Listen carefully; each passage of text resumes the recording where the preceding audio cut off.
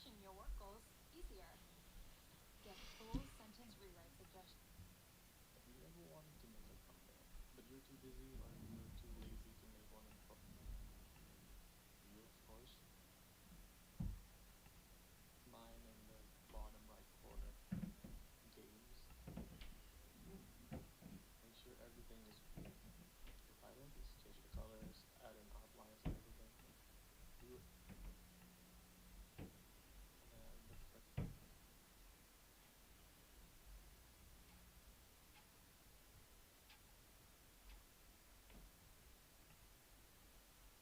Thumbnail video you created, and you can follow along step by step. So we're going to step through exactly how you can do it.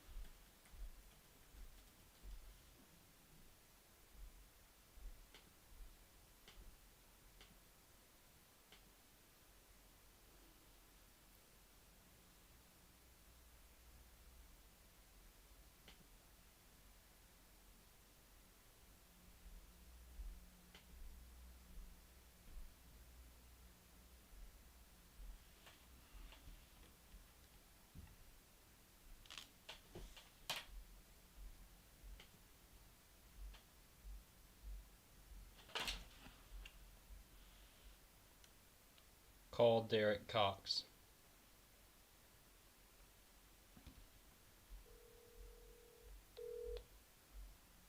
Hello. Hello, sir. Did you get the link I just sent to your email? Yes, I'm in. Oh, cool. Well, dang, I'm not getting my own link. I tried to send one to me. Let me try a different email. Because I've got Rachel's... Oh, hey, here's the upload thumbnail place I was looking for. Do that while I'm right here. I can also hear everything you're saying on the stream. That is good. YouTube. Live streams. Thumbnail. Upload. Hey, save. Edit. Private. Edit. Share with kstboyer@gmail.com. Notify via email. Done. Done. Save.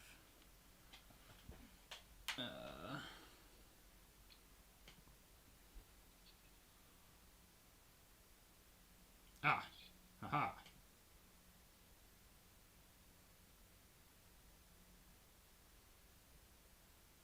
Join.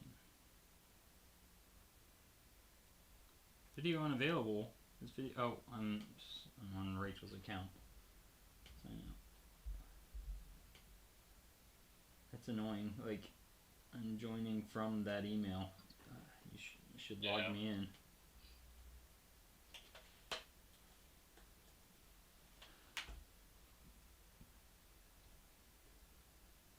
Alright, let's try that again.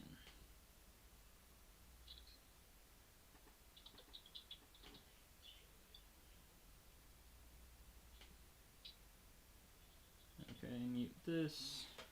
My screen is completely black. Why is it completely black right now? Oh, because that's my top down and I'm on the phone with you. Okay, so if I do this... Yay, I appeared. Oh, I appeared and then I disappeared. Do I appear again? There you go. Oh, now you're gone. Cool. Okay, here I am, right? Oh. Let's angle that down some. Maybe shoot into the corner a little more.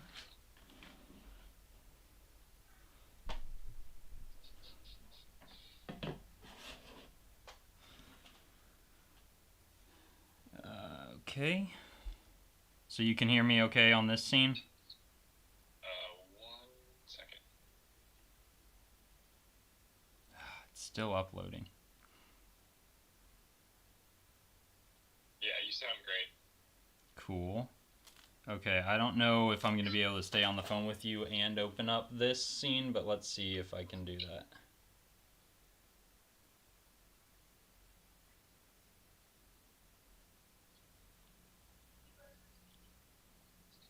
Okay, here we go. Give me that kind of view. Cool, can you see the overhead? Yes. Sweet. You can hear me on the stream, question mark? Yes. Okay, so now window capture. I'm still uploading items, saying it's going to take 3 minutes, so that'll be done roughly in time. I'll probably just launch a couple minutes late. But it looks like things are lining up here.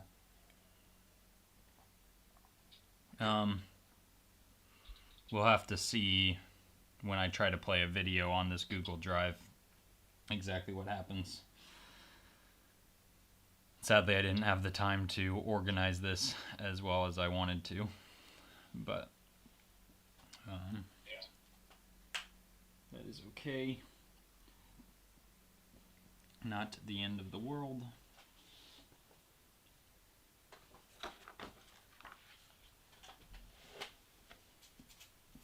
Thank you for doing this, man.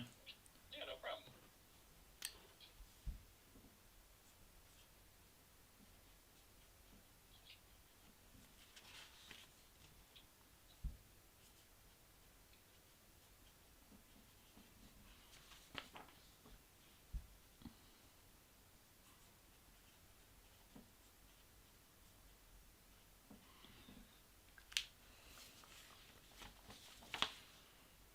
Okay. If you want to stick around and moderate, you are more than welcome to. I can make you a mod, but again, don't feel any pressure to do that. Sure. I'm not sure. I don't see the chat anywhere is the thing, and I don't know if that's just because really? it's a private stream.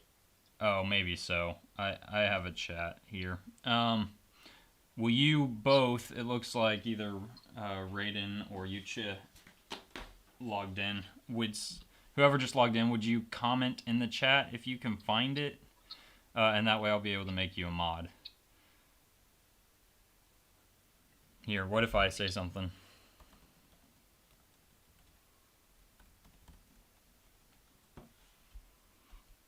Does that make the chat show up for you guys, the fact that I commented in it? Oh, no, but there is a thing that says comments are not supported on private videos. Oh, okay. So I guess the first thing, once I make this public, if you guys would just very quickly just say hi or something, I'll be able to click on your name and make you a mod. Let's see this. 1 minute left on this, and then there are like 5 more files I want to put in, but they're just pictures, so they won't take very long. I need to plug my computer in, though, before we actually launch. But right now I've got my hard drive plugged in where my power goes.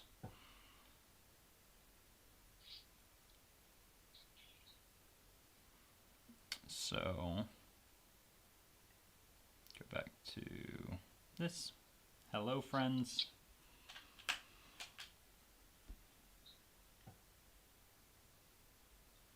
Let me really quickly grab a sheet of paper.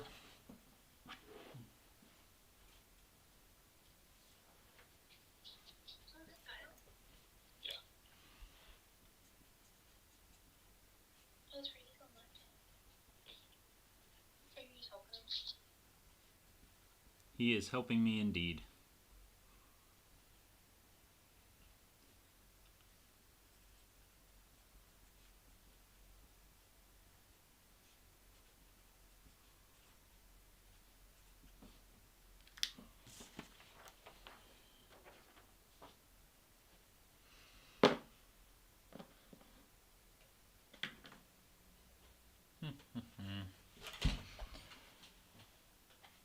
It is now 1.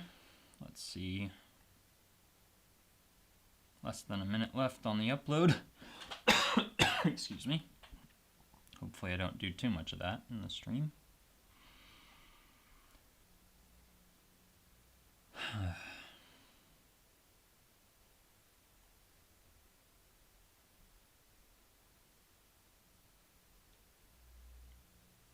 Okay, those uploads are complete.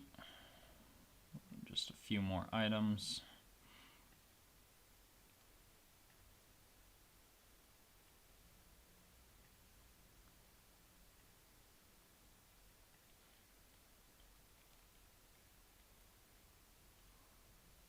You chat, if that's you in the chat or in the stream, I have an awesome picture of you. I don't know whether you want me to put it on this, show it on the stream, but it is very good. I'll share it with you.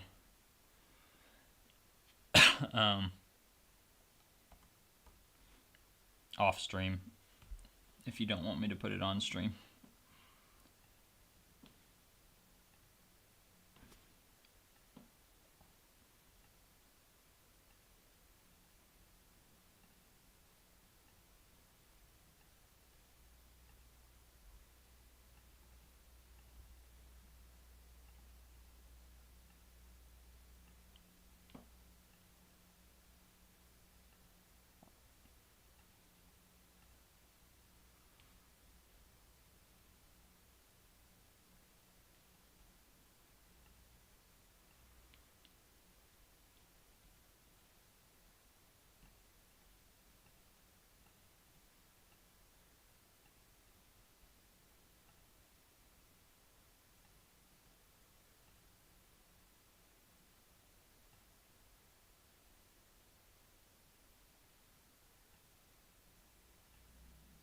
Okay.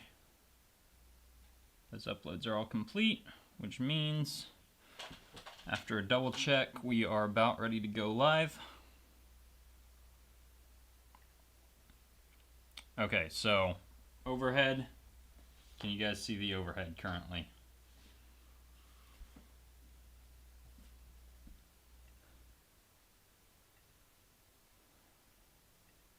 Derek, are you still there? Did I lose you? I'm here, sorry. Yeah, the overhead is working. Okay. I'm no longer seeing the overhead on my side of the stream view, but I guess on Rachel's computer I am.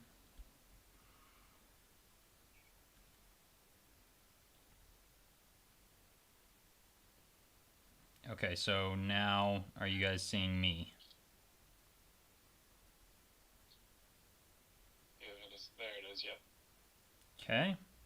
And now in a few seconds, are you seeing the drive? So the last question, I think, as long as the drive comes up here for you. Yeah, there's the drive. Let's see what this looks like when I actually try to play a video on this.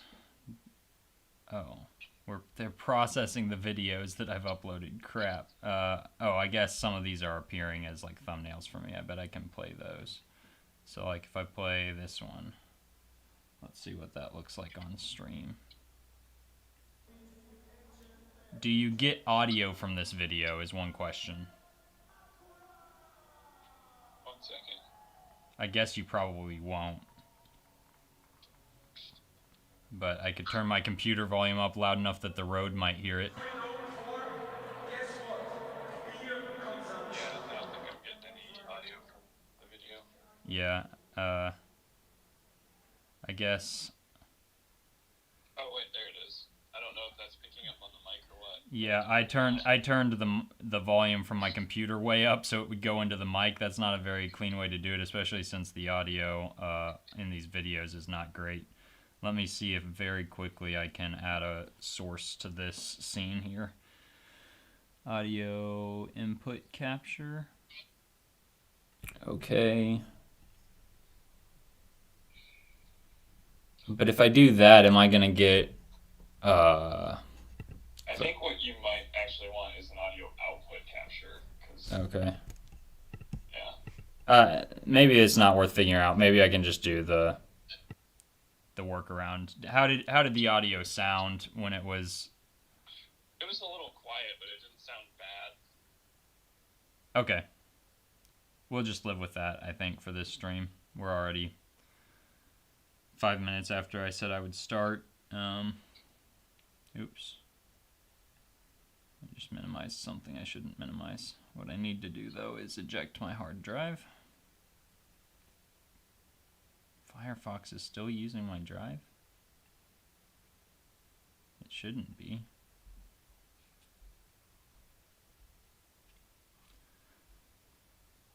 I'm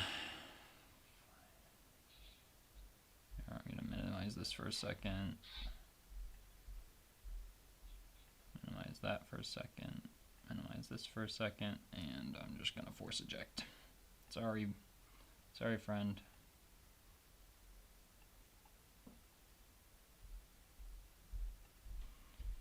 Bye. Whatever the consequences of that may be, that's what just happened.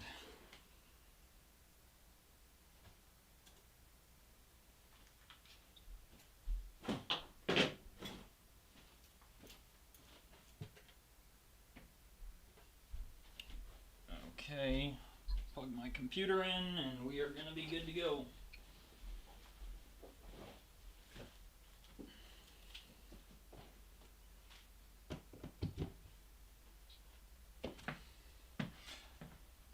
At the start of the stream, I'll probably just kind of welcome people for a while, let people filter in for a minute before I really get into things.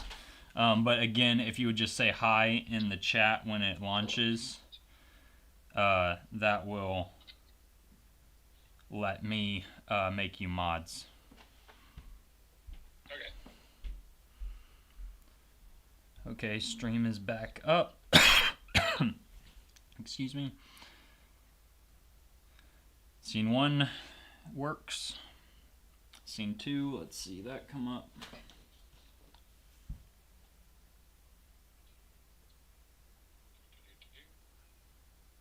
Okay. There's the, yep. And scene 3.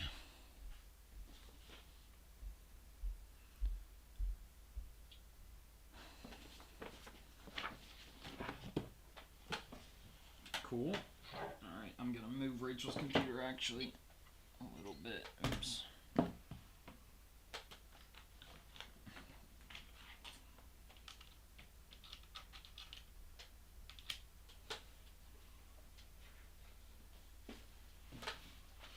Make it a little easier for me to watch the stream. Did that affect the overhead? Not bad. Okay, well, I guess at this point we might as well figure out if the practice has amounted to anything. So I will hang up with you, Derek, and I'm about to launch the stream. Again, if you guys would just, if you would comment as soon and just say hello as soon as this goes public, which is going to be in like less than a minute here. Okay.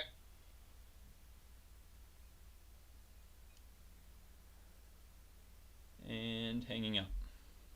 See ya.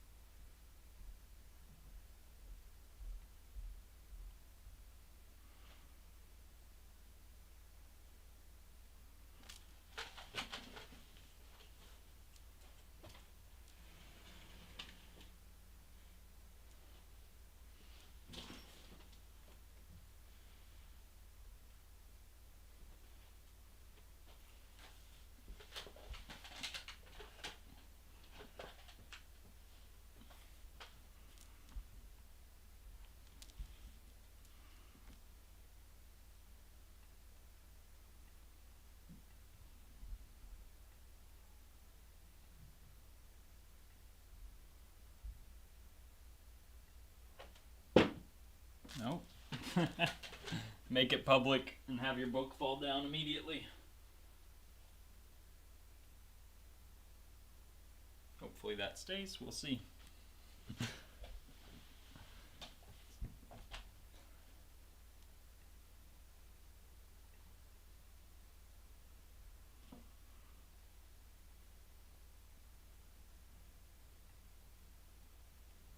Hello, everybody. Welcome.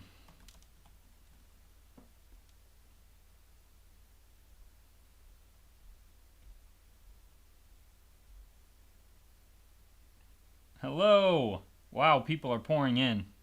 This is cool. Let me make sure I'm on the right scene here. This is my first live stream, so I hope you guys will be patient with me as I fumble my way through the technology a little bit. Wow, the chat is moving fast. It's going to be hard for me to keep up.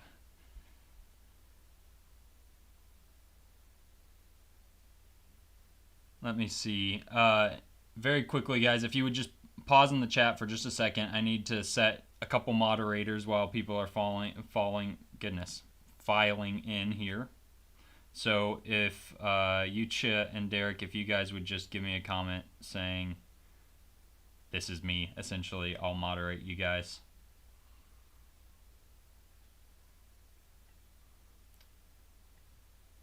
I'm going to go in slow mode for just a second while I do that.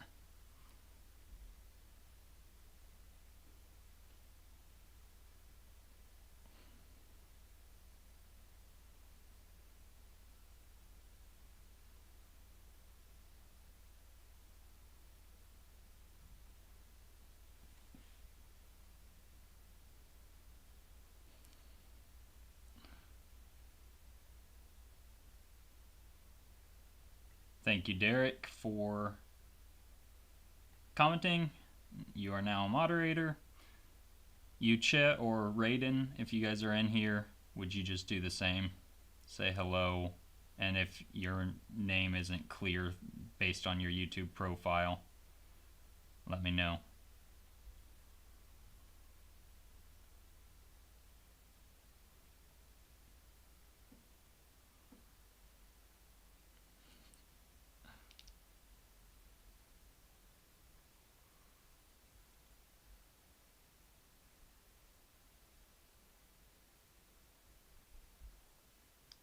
Hello and welcome, everyone. Still trying to appoint some moderators really quickly before we really get into things.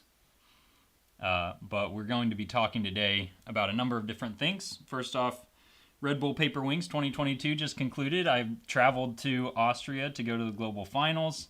and I want to tell you guys about that whole experience from, my local qualifier all the way on to the global finals. We'll talk about the recent world record for paper airplane distance. We'll do a general Q&A, and depending on how long all of that takes, we might do some folding too.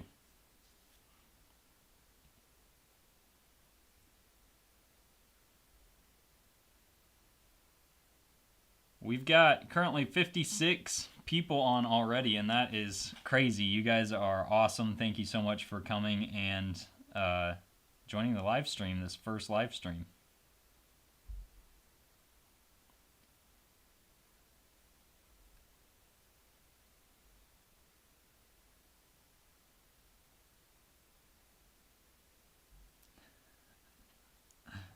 I'm reading the chat. I might not be responding to everything right now. It's going to be really hard to keep up, even in slow mode.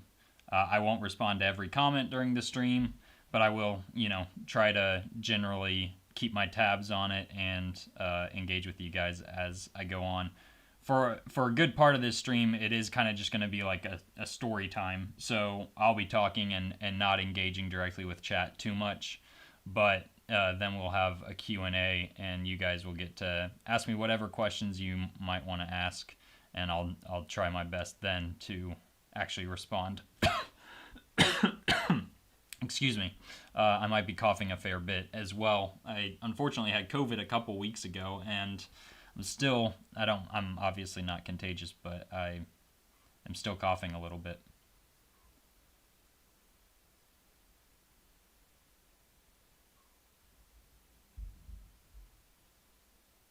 Okay, well, I'm not seeing Yucha right now, so we'll just go ahead and go on with Derek. You are the moderator at the moment.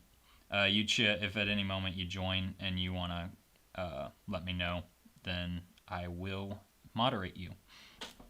Appoint you moderator.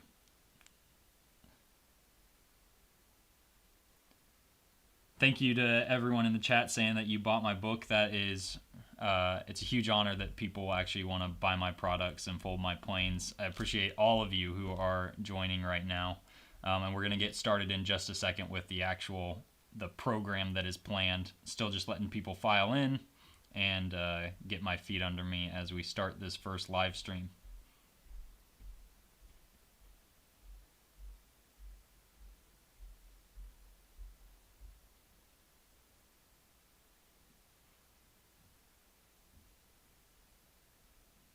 Okay, well, I am going to start with the planned programming. Obviously, I was already mentioning it. You might have seen in my video from this morning. Red Bull Paper Wings 2022 has concluded, and it was an absolutely amazing event. This is the biggest paper airplane competition in the world, and to get to be able to participate in the global finals was not only an honor, but actually a bucket list item for me. This was actually one of those things that I felt like, before I die, this is something I just have to try and do. So I'm going to talk to you about the whole process, because this is a major competition with different stages of qualification that you have to get through to make it to the global finals, which are in Austria. And so for me, it was a really long journey, and I even started preparing months before the first qualifier that I went to. So I've been working towards this for, about 5 or 6 months at this point. And the Road to World Record series is in part also the Red Bull Paper Wings series as well, because I was trying to design not just the world record plane, but a plane good enough to get me to Austria in the distance category of Red Bull Paper Wings. So let me take you back to really early 2022. I won't remember all of the dates exactly, but basically there are local qualifiers for Red Bull Paper Wings, and there are like 50 or 60, maybe even more than that, of those in the United States, but there are also local qualifiers all over the world in a bunch of different countries as well. And you have to qualify by getting first in a given category at one of those local qualifiers to then make it to a national qualifier for your country. So there are 3 categories in Red Bull Paper Wings. There's distance, which is just trying to throw a paper airplane as far as you can. Airtime, trying to throw a paper airplane and have it stay in the air as long as possible. And then there's aerobatics. Now, aerobatics is kind of the outlier here because the qualification process for aerobatics is different. And I'll get to that in a bit. But you go to these local qualifiers for distance and airtime. And so the first local qualifier I went to, which I had already, done a lot of work to prepare for this, was I think in February, and it was in Lexington, Kentucky. And it was actually attached to Rupp Arena, which is, I think, where the University of Kentucky basketball team plays, and that's one of the best NCAA basketball teams in the country. So this is a really, really big space. And we weren't actually in the gym itself. We were in this other space attached to it. And there were probably like 30 people there to compete, some of whom were very young. I'm like 30 now, so I was probably the oldest person actually competing there. And you can throw both for distance and airtime. You don't have to choose at the local qualifier. So I did. I threw both for distance and airtime. My airtime score was really, really strong. You just get 2 throws. My first throw, I did it a little conservative and put up a time of something like 10 seconds. And my second time was 12.75 seconds, which for a long time stood as the best score in the world for this competition this year. Ultimately, it wasn't the best score in the world, but it was a really strong score. And part of my general desire within this competition is to compete using planes that I designed. And this isn't really a designer's competition. This is just a paper airplane throwing competition. So you can throw a plane whether you designed it or not. So I'm throwing my planes against what are many of the best paper airplanes in the world because people, have access to the internet and can find those planes. So a lot of people are throwing Takao Toda's Sky King for airtime. People are throwing this really, really narrow dart for distance.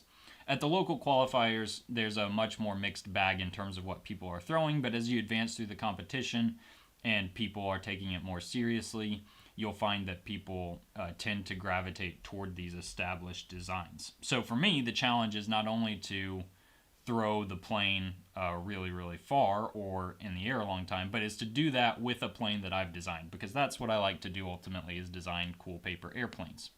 And I wanted to test my planes against, the best planes in the world. So again, my design for airtime worked really, really well in that first qualifier. And I got a score of 12.75 seconds, even though the ceiling was actually a little bit low and I couldn't throw it as hard as I wanted to. I haven't yet published that design, but stay tuned because very soon I'll be publishing that airtime design that flew so well. For distance, it was kind of a disaster at this first local qualifier. I just could not tune the plane that I was throwing to perform well. And I did feel some pressure. I misunderstood the structure of the competition a little bit. In the past, they've basically taken all of the scores from all local qualifiers in the United States, and whoever has the highest scores wins.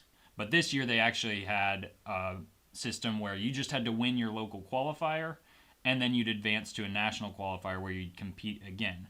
But I didn't think I just had to beat the people in the room. I thought I had to put up a score that would be, like over 150 feet, something really impressive that might beat literally everyone else in the country. So at this first local qualifier, I was trying to tune a plane that's difficult to tune. I hadn't perfected the design yet, and I just could not get it to fly level. It kept spiraling. And so I actually didn't even win distance at that first local qualifier I went to. Well, I'm realizing I'm taking a long time to explain this, so I'll try to accelerate a little bit. Move forward, another 2 weeks or so, I went to another local qualifier because I really did want to qualify for the nationals in distance. And so I competed in distance at another local qualifier, and this time I did win with a score of something like 40 meters. I actually hit an object with that throw, or it might have been less than 40 meters because you get 2 throws. My first throw hit an object. My second throw also hit an object but went out of bounds. So I don't think that one actually counted, but it hit an object at like 40 meters, which is a good score for this level of the competition, but still a lot shorter than what I'm ultimately hoping to score as I'm progressing through this competition. So I did, because I qualified for airtime at that first local qualifier, I was qualified for nationals in airtime. And because I qualified for distance at the second one, I had these two categories where I could compete at the national qualifier. But they require you actually to choose between the categories. Once you're at the national level, they don't let you compete both in distance and airtime. So I had to choose which one I wanted to do. And surprisingly, even though I had registered this really good airtime score, by the time the national finals were coming around, I had made some refinements to my distance design, and I felt like it was actually the more consistent design, and it was even more impressive in terms of the numbers that I was putting out. So I know I'm a little bit behind on my Road to World Record series, but the plane that I was taking to Red Bull Paper Wings at the national finals, I was throwing up to 200 feet. So that's a score that is really, really impressive in distance. And I was feeling pretty good going into the national finals by selecting the distance category rather than airtime, because not only did I feel good about my scores, but I was looking at the scores that other competitors were putting up, and I felt good about how my score stacked up to those. So, Red Bull Paper Wings US National Finals. I go and, well, let me first say, this is actually 3 different national finals with the way it's structured in the United States. So there's one in the East, one in the South, and one in the West. And so I qualified for the Eastern National Finals, and one person advances from each category in those 3 national finals. So you're going to have 6 people from that, 3 in distance and 3 in airtime. So I'm competing at the national finals in distance, and I sit down to fold my plane, and this is a very complex plane, mind you. It takes like 30 minutes to fold, and, well, if I rush it, I can fold it in about 15 at maximum speed. And we had a total of 30 minutes between the time we arrived to the time we were throwing our planes to fold this plane. Well, I get 15 minutes into folding the plane. I'm like basically finishing, and the last step, I wish that I had one. I'm sorry I'm not fully prepared for the stream. In the last step, you have to fold it in half before folding the wings, and the layers are really, really thick on this plane. And I'm folding it in half, and the plane rips basically from nose to tail right along the center crease, and I have no plane. That sheet of paper is absolutely ruined. Now I have 15 minutes to fold the plane before I have to throw for my first distance throw. And long story short, I managed to fold another plane. This is actually a very long story in how it goes, because I lost the next plane, but they gave me enough time to fold a third plane even before I threw. But it was completely untuned and was actually ripping a little bit as well. I'll get to why that was happening in a second. But my first throw went horribly. I threw it like 120 feet, which was way shorter than my worst throws in testing for about 2 weeks leading up to this event. I was ranging on my bad untuned throws. I was throwing like 135 feet.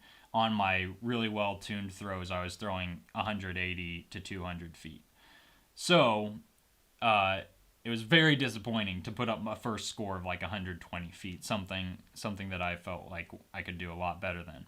Thankfully, we had a fair amount of time between the first throw and the second throw, because after the distance category did their first throws, the whole Aerobatics team, they all do their first throws as well before distance did their second throws. So I have this like probably 30-minute period between my first throw and my second throw to try to fold a new plane, sort it out, and get going. Well, I folded like 6 planes that day, and just every one of them ripped. And I didn't come with a good plan B. And I realized as I was folding, Red Bull Paper Wings is an amazing event, but I really was disappointed with the paper. It was a coated recycled paper with really, really short fibers, and the consequence of that is that it tears really easily. And that just wasn't a problem that I had encountered when folding my plane with my own paper. So I just couldn't get my plane tuned. I was trying to modify the design even a little bit to accommodate for the problem, and just I couldn't get it. So my second throw went the same as the first throw, no better. And my friend now, someone I met at this event, Yu Chi, won. He outcompeted me and everyone else there, throwing a different plane than I threw, and he qualified through the national finals, and I did not. So, even though I'd qualified in both airtime and distance, I had to choose distance, and I didn't do well enough. I got fourth at the Eastern National Finals with my score. So at that point, I thought, man, I am almost certainly not going to make it to Austria. This was my chance today, and I didn't do it. But all along, there had kind of been this backup plan, something that I just figured, well, I might as well try it. I had submitted some videos for the Aerobatics category.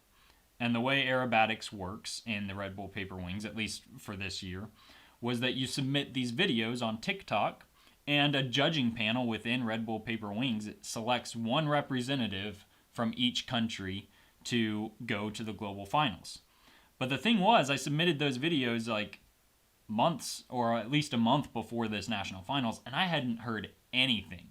I hadn't even heard, "We received your submission, thank you." I didn't know I was in the running. Well, fast forward a couple weeks, I'm at my sister's house. She's pregnant. We're helping her move to a new house, my sister and her husband. And I'm recounting the story of Red Bull Paper Wings National Finals and how poorly it went, how I felt disappointed by my performance, but I still had a lot of fun meeting the people there. And I finished the story telling my brother-in-law about how it went. He steps outside, I open my computer and I check my emails, and literally immediately after telling this story, I have an email in my inbox from Red Bull, and I can see from the title line it says congratulations, and I open it up and I just go, whoa! I literally just shout in their living room, and he comes back in, and I'm like, I just qualified as the Aerobatics representative for the United States at the global finals, and I hadn't even told him that was a possibility. I hadn't even told him it was something that could happen. And he's like, he doesn't even believe me at first, because it's something I hadn't even mentioned before. He's like, you're pulling my leg. You literally just told me you didn't qualify. But I show him the email. I made it to the national finals through this qualification process. And I know I've gone on really long so far. I'm sorry about that. There's just so much to tell, and it's not easy to tell it through my typical videos. So that's like 3 weeks before the national finals start. So I have to plan my performance. I have to plan my trip to Europe. I have to fold like 100 planes, because as part of my planning for the performance, I wanted to do this grand thing at the end where I would throw up this flying saucer that's like two halves of a shell and have it open up and dump a ton of butterfly planes, Monarch. And so I was just like extremely busy during those 3 weeks. Well, at some point during that time, my wife and I find out we're sick with COVID. And so not only is it extremely stressful trying to prepare for the national finals, but I'm sick, and now I don't even know, am I going to be well in time to fly to the national finals? Of course, I wanted to be responsible and not, transmit the disease to other people on a flight, as well as just, will I even be capable of traveling? Thankfully, the timeline worked out that we recovered and were able to test negative before our flight. But it was a really tight window. And so finally, we're at the point we've tested negative. I've managed to fold all the planes. We're prepared, and we're flying to Europe. We fly from Indianapolis, that's near where I live, to Washington, D.C., and we are going to fly from Washington, D.C. to Munich, Germany, where they're going to then drive us to Salzburg, Austria, where the competition is held. Well, our flight from Washington, D.C. to Munich got canceled at like 10:30 p.m. one night. And so there were hundreds of people supposed to be on that flight, and they all just rushed to customer service. And now we're in a line of hundreds of people in customer service. And we got a hotel. Thankfully, the airline provided us a hotel. But we got there at like 3 a.m. and barely slept. The best they could do for us was provide us a flight the next day, taking us from Washington, D.C., all the way to Houston, Texas, all the way back from Houston, Texas to Munich, Germany. So we spent like the entire next day traveling. I missed the first day of the competition as a result of that. But thankfully, there weren't any actual events, competitive events during that time.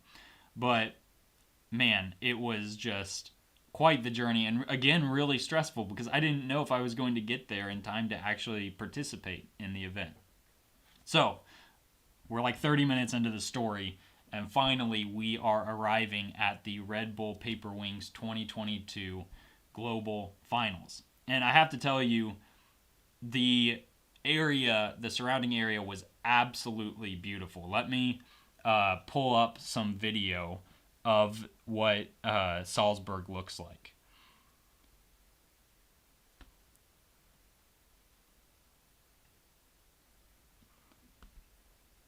Hopefully the video's loaded. I was literally uploading these earlier. So here's a picture from our hotel in Salzburg. I mean, look at that. Oh, sorry, this isn't from our hotel. This is from a fortress at the top of a mountain in Salzburg. Look at how absolutely gorgeous that is. It's in the Alps. This area is just absolutely amazing. The architecture is hundreds of years old. It is just absolutely beautiful. Let me see if I can find the video. It looks like the video maybe hasn't loaded yet. Sorry, I was scrambling for this live stream as I'm trying to figure everything out here. So, that just gives you some idea of where we are, what the setting is like. And then let me give you some pictures as in addition of just the venue.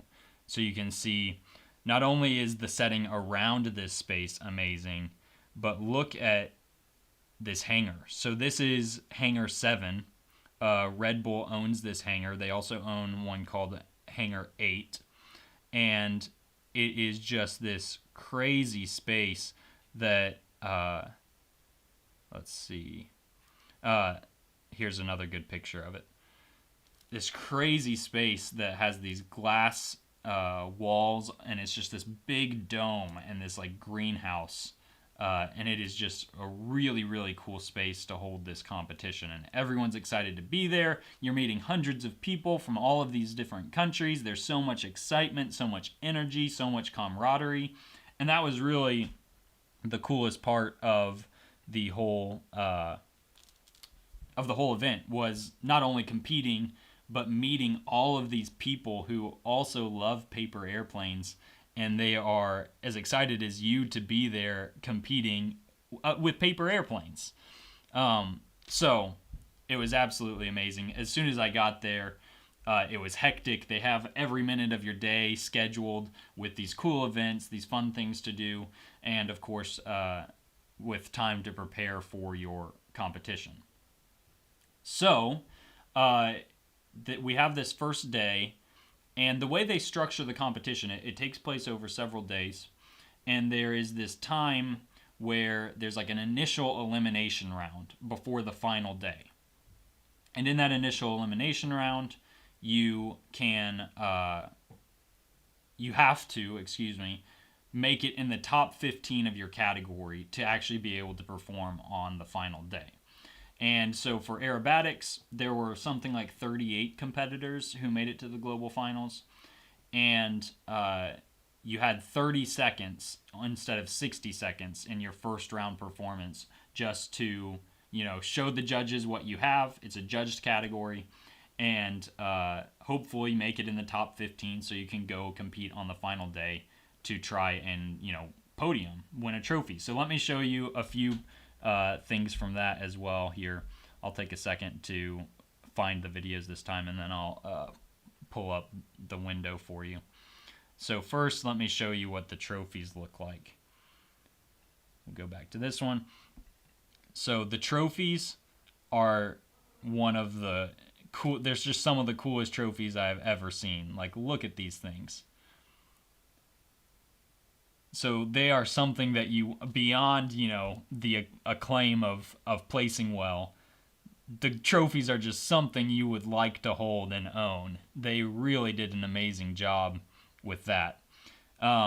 Here's another one. I think this is going to be basically the same kind of video here, but just another look. So my hope was to podium. I didn't, care too much about what color the trophy was. I just wanted a trophy because they were so cool. But let me show you some of the pictures from my performance before I actually show you any of the performances. Here's one. I folded a giant version of F-80 Centurion to throw, and I decked it out in Red Bull Paper Wings logo, and it had this banner behind it that would stream, and it said Red Bull Paper Wings. They gave you cool merch even just when you arrived. They give every nation, every competitor a shirt from their nation themed after the nation's flag with paper airplanes on it. And you can see these stills from my performance. And this one here is from my my finals performance. So I guess I'll go ahead and tell you, on that first round, I managed to make it in the top 15. I placed 7th in that first round, and I did get to perform on the final day. So this is a snapshot from the performance in the final day. That's how I ended my performance, with a bunch of monarchs, which I decked out in all of these different colored templates. Oh, that's Dylan, one of the other guys from the USA who qualified. So it was just very, very cool. There was so much energy, and I was extremely nervous going into that first performance. But making it to the next round was a big step toward my goal of hopefully making the podium. But I'll say this. After watching everyone's performance in that first round, I knew that making the podium was going to be extremely difficult. As I said, I placed 7th in the first round, which, mind you, I'm not a performer, and I didn't really plan to compete in aerobatics. It just happened to be the one I qualified in.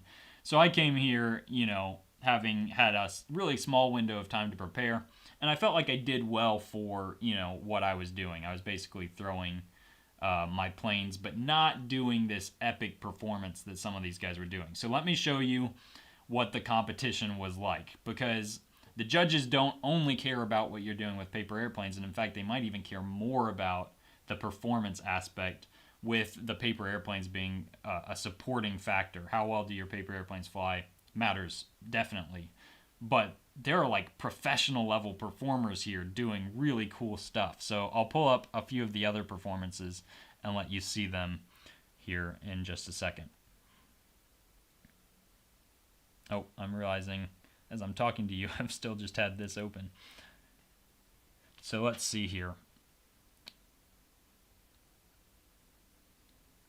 Which one is this? Is this his long one or his short one? This was one of the really impressive performances. I'll turn this way up for you guys because I think I just have to use my Rode mic.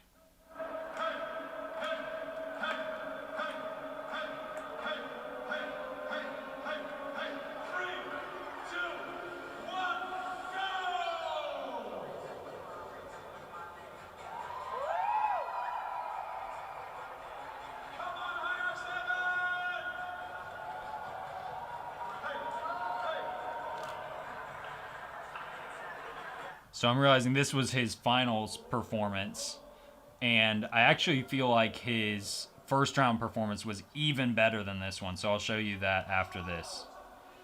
But he's going to be performing in Cirque du Soleil with, I don't remember exactly what to call this yo-yo type thing that he is throwing around here. But he was combining that with his paper airplane tricks. Sorry the video is really low quality. Apparently, as I'm streaming, that's the best I can play. So here he drinks a Red Bull while he's performing.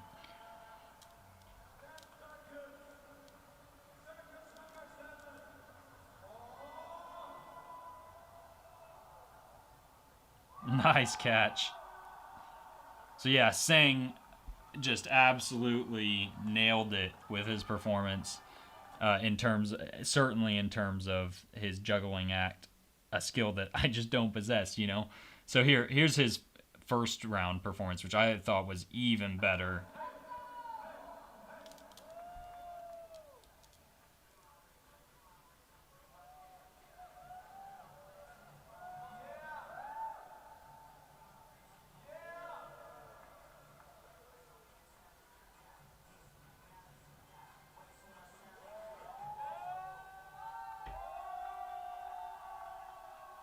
And it's short. It's short because you only have 30 seconds, but it was very cool the way he incorporated this with his paper airplanes. And then a bunch of paper airplanes come out. So really, really nice. I thought that finish was really cool. So you can see that these people are not just throwing paper airplanes. They are really, really adding a performative aspect to what they're doing. And I'm not a performer, you know. This is just, I'm a paper airplane designer. That's what I do. And in fact, I'm not even, you know, someone who's inclined necessarily to be in front of a large crowd. So this is a very new thing for me. And for them, for some of these people here, you know, they are born performers, or at least practice performers, who are also throwing paper airplanes during their performance.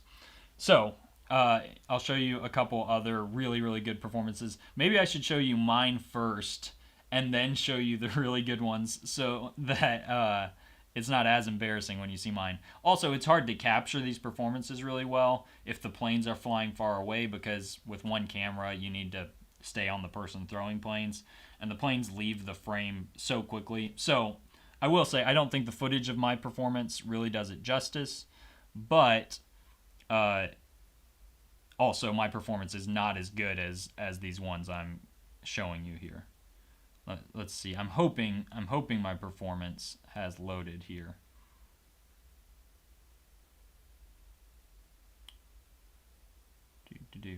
Oh no, it hasn't. Okay, well we can wait a little bit. It's still processing. That's one of the files that's still processing. So I will just go ahead and show you some of the other really, really good aerobatics performances here. So let me find one. Where is Taiga? Taiga was another really powerful performer who also was doing cool stuff with his planes.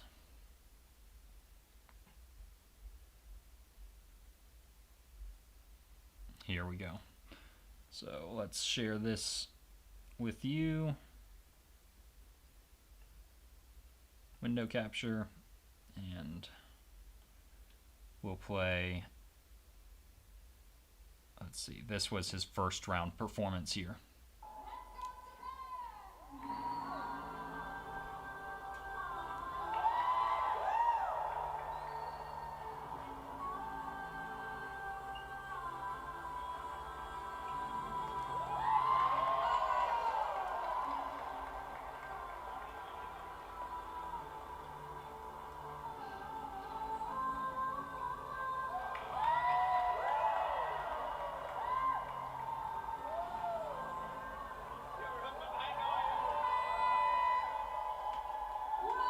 And this plane actually flew really well. It's hard to see, but that stayed in the air a while and circled around, and that was a really cool moment.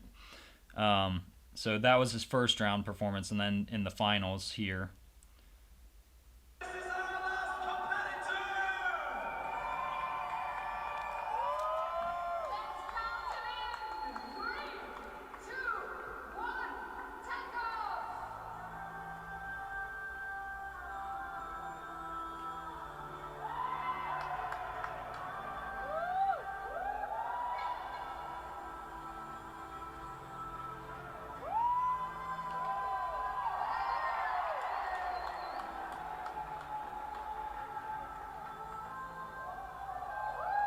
And his planes were flying well.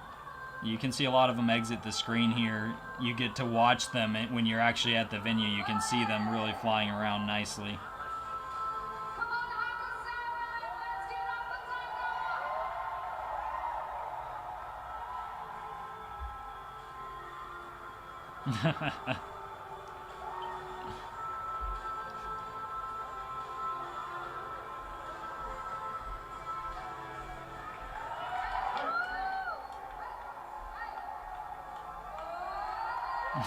And that was just an epic moment there.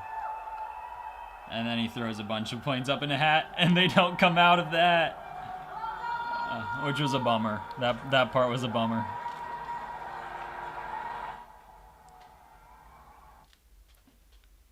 So now let me show you the winning performance. I'll show you Seung-Hoon Lee's performance. Let's see if I can find his first round performance first. Round 1 performance. Let's see if this one's... Yeah, this is just a 7-second video.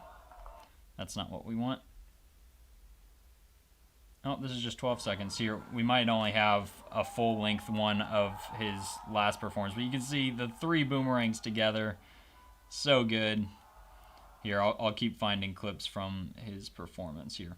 So, just so you can see, I look so goofy in this picture, but this was a picture we took together after his performance. Daniel and Seung-Hoon are the same people. Daniel's just a name he uses with English speakers. Getting to meet him was one of the real joys of this experience, because he also just does paper airplanes full-time, and he's an absolutely stellar performer. Let me see if I can find... Oh no, that's another one that is still processing. Let's see if we have more from his performance. If not, then I will be sure to follow up and share that later in the stream. Well, what a bummer. I'm sorry, guys. Yeah, I'll let that continue to process for a minute, and we can continue on with the stream for now, and I'll follow up and try to show that later. So let's go back to me. Hello, friends. So again, this experience of competing at Red Bull Paper Wings was fun in the respect of actually participating in the competition, but meeting all of these people with these amazing skills, and they're also interested in paper airplanes, was really the best part. And if you saw this morning's video, I worked together already with Seung-Hoon to create content, and I'm hoping to create a lot of content around this competition with these people that I got to meet. So I'll be doing interviews of the winners in airtime, distance, and aerobatics. And on top of that, hopefully I'll be making tutorials of the planes that they threw. We'll see whether everyone's willing to let me do that, but that's the ambition. So I'm hoping to offer some really, really cool content for all of you. Let me jump in, make sure the stream's still going. Read some of the chat. When will there be another paper airplane contest? Because I'd love to share designs with me. I will be running another foldable flight designers contest at the end of this year, probably in September or October. So I'll be announcing that through a YouTube video, as I always do. So just kind of keep your eyes out for that. Nice job in the competition. Thank you so much, Gaming with Steve. What's your favorite paper airplane I've ever made that's available on my channel? That's a really good question. It's hard for me to pick favorites. I really like Atlantis, the glider, in terms of the way it flies. That's probably my favorite in terms of flight performance. In terms of appearance, I really, really like Strider and Saber, the ones with fins. I really also like the ones that spin, so Spinner's a very cool one on my channel. I have a soft spot for Arrowhead, because Arrowhead was not only the first plane that I posted on YouTube, but it's been really well received, and I feel like it's, of my easy planes, it's got a really good combination of a cool folding sequence and really high performance. So Arrowhead's one of my favorites, and that's also in my book. I don't know. It's so hard to choose. Sometimes I also have like a special spot for specific templates. Like I really, really love Monarch and the way the template turned out for that one. So it's not an easy answer for sure. My favorite plane is Zephyr, which is not publicly available. That's only available in my book.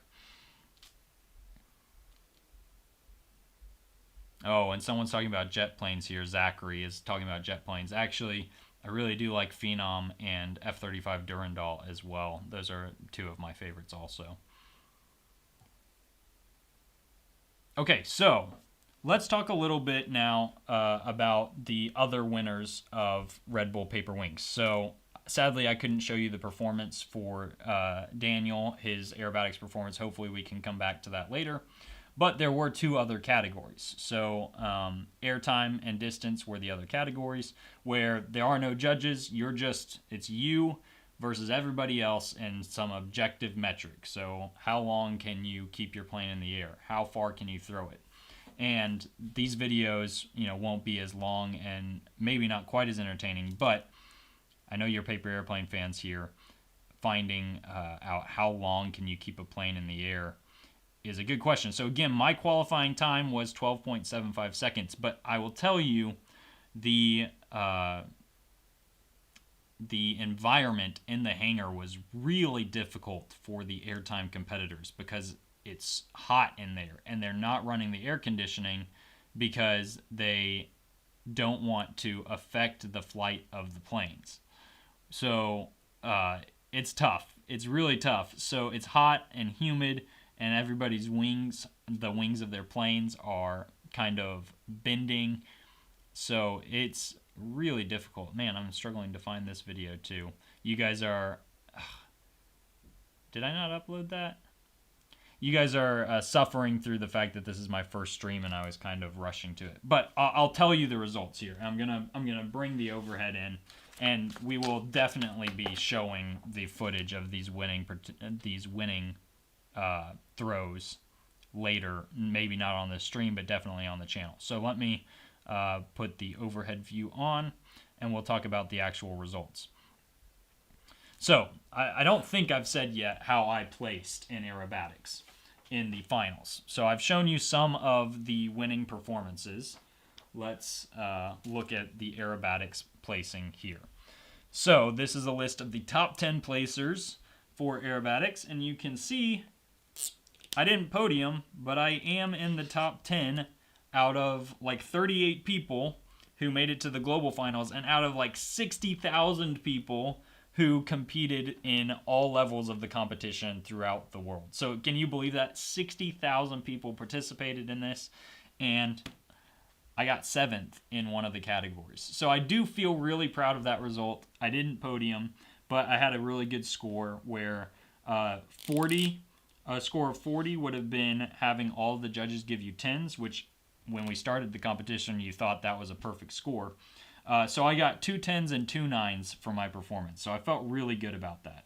But actually, they reserved the right to, on rare occasions, if they really, truly loved your performance, give 11s or 12s, which meant that some people scored even better than what you would think is a perfect score. So Sung-Hoon Lee, that's Daniel, who I took a picture with, got a score of 46 points for his amazing performance. And I know that I couldn't show you his performance in this stream. I'm sorry. But be sure to watch the video I posted today. You'll get to see some of the highlights of his performance in that video.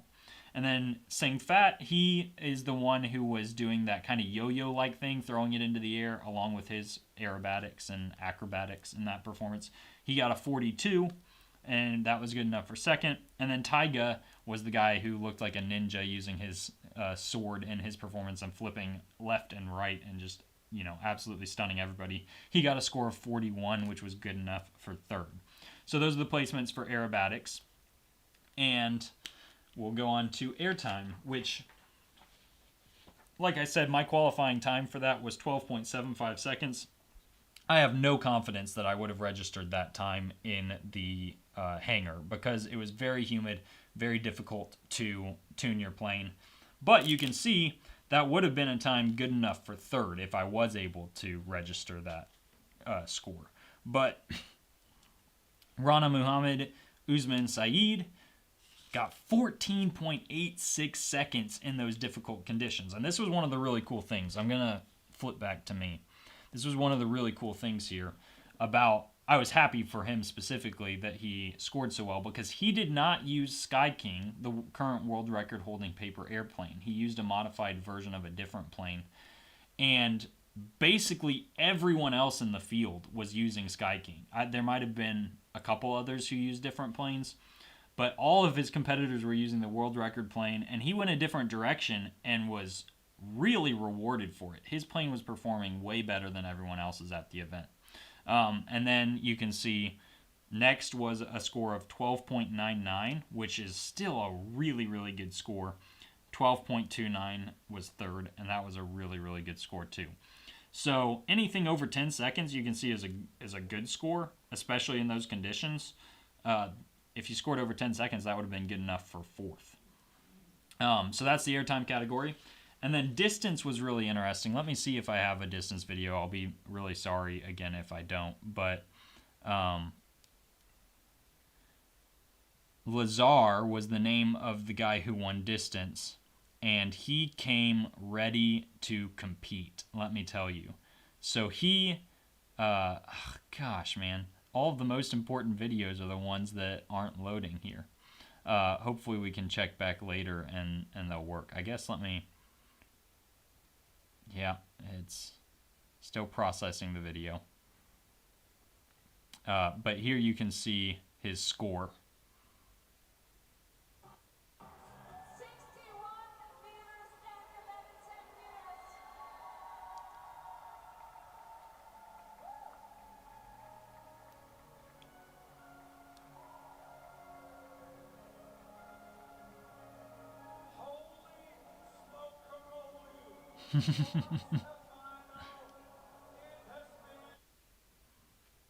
So, coming back to me, the thing about Lazar, and actually a lot of the competitors here, which I did not kind of necessarily expect going in, a lot of the people there at the global finals had been there before, and Lazar had competed in distance in a previous competition of Red Bull Paper Wings at the global finals, and had gotten second. And so he came back. Between those two, I know that he spent a lot of time preparing and even like building muscle, working out in order to prepare for this. And he just absolutely smoked the field. His first throw, here I'll put it back on the overhead here so you can see the scores. His first throw was like 57 meters. You can see his initial attempt. And that was 57.13 meters. I don't know exactly what that converts to in distance, but it would be over 180 feet. Was actually better, if you look at these other scores, than anyone else's score. You got a lot of, at the top end, like 57, 57, just a little shorter, 54, 53. So his first throw, he went even a little bit conservative just to make sure he landed in bounds, because you can see some people have basically disqualifications for not throwing it in bounds. But that was still better than anyone else's score. And then on the second throw, he just unloaded and threw it 61 meters, which I think is over 200 feet. An absolutely monster throw. Now, one of the things, as I mentioned in airtime, basically everyone was using Sky King. Virtually everyone. In Red Bull Paper Wings, in the distance category, basically everyone was using this super, super narrow dart that actually doesn't generate any lift. Here, I'll do a little sketch for you. I don't have a folded version here, but you don't need to see the folded version. All you need to see is that this thing just looks like this. It is just that thin. And granted, there were some other versions, but the folding sequence was basically the same. Some of them were like a little wider. And they don't even have, like, if you're looking at the back view of a lot of paper airplanes, it's this like kind of Y shape, right? There's this area you hold. These planes are just V's. And so they don't have any stability to them. They literally just spiral as they're flying. And it's remarkable. They aren't really planes, to be fair. They're just javelins. And to throw these things as far as people are throwing them is remarkable. It is a little bit of a disappointment in my mind. You know, I would like to see, one, a wider variety of planes at the at the global finals, and two, planes that are generating lift and flying. But it was crazy to see, one, the fact that everyone was using the same plane, and two, how far they were able to throw it. Because I promise you, I could not throw that same plane anywhere close to 60 meters. I bet you I'd throw it like 40. So these people have actually really trained to perform as well as they perform at this competition. And Lazar in particular absolutely stood out in the field in the distance category. So I'm hoping to do an interview with all of these winners and hopefully even be able to teach you the planes. I think with Lazar, he's saying that he doesn't want to reveal his design, and that's okay. But I think I'm going to be able to show you the airtime plane on Foldable Flights channel. We'll see if that works. Oh, hey, Raiden is in here. Let me make sure that he is a moderator. There you go, Raiden. Now you have the power to moderate the chat. And I'm going to reduce or release slow mode for now. We'll see how that goes. I know I've had it on slow mode for a while here. Unchecking slow mode. You guys behave. Don't spam the chat. You will get timed out by the moderators if you spam the chat. So let's talk about, now that you have an understanding kind of what the Red Bull Paper Wings event was like, and you see what the distance planes were like. Let's talk about the new world record for paper airplane distance. So the plane for that is radically different than the planes shown at Red Bull Paper Wings. And we're going to talk a little bit about why that is, and the science behind the plane that was used to break the world record, and the specific parameters of Red Bull, and why the planes are so different. So here, I'm going to flip back to the overhead here. And I'm going to show you something about these planes and give you that explanation that I was just talking about. So let's talk about Red Bull plane first. So with the Red Bull plane, I'm not sketching the plane right now. I'm sketching the field you have to throw in. Basically, you stand here and you have this narrow funnel that you have to throw the plane within. And, you know, the funnel's measured every 10 meters or whatever. Goes out to like 70 meters. We'll just say 70 meters out here. And the width from like the center line at the 70 meter mark to the out of bounds line, it's only like, I don't know exactly, but I would say 25 to 30 feet. So if you are off target by 30 feet in Red Bull Paper Wings, over 70 meters, no one's throwing 70 meters, but it is possible to do so. The world record is over 70 meters.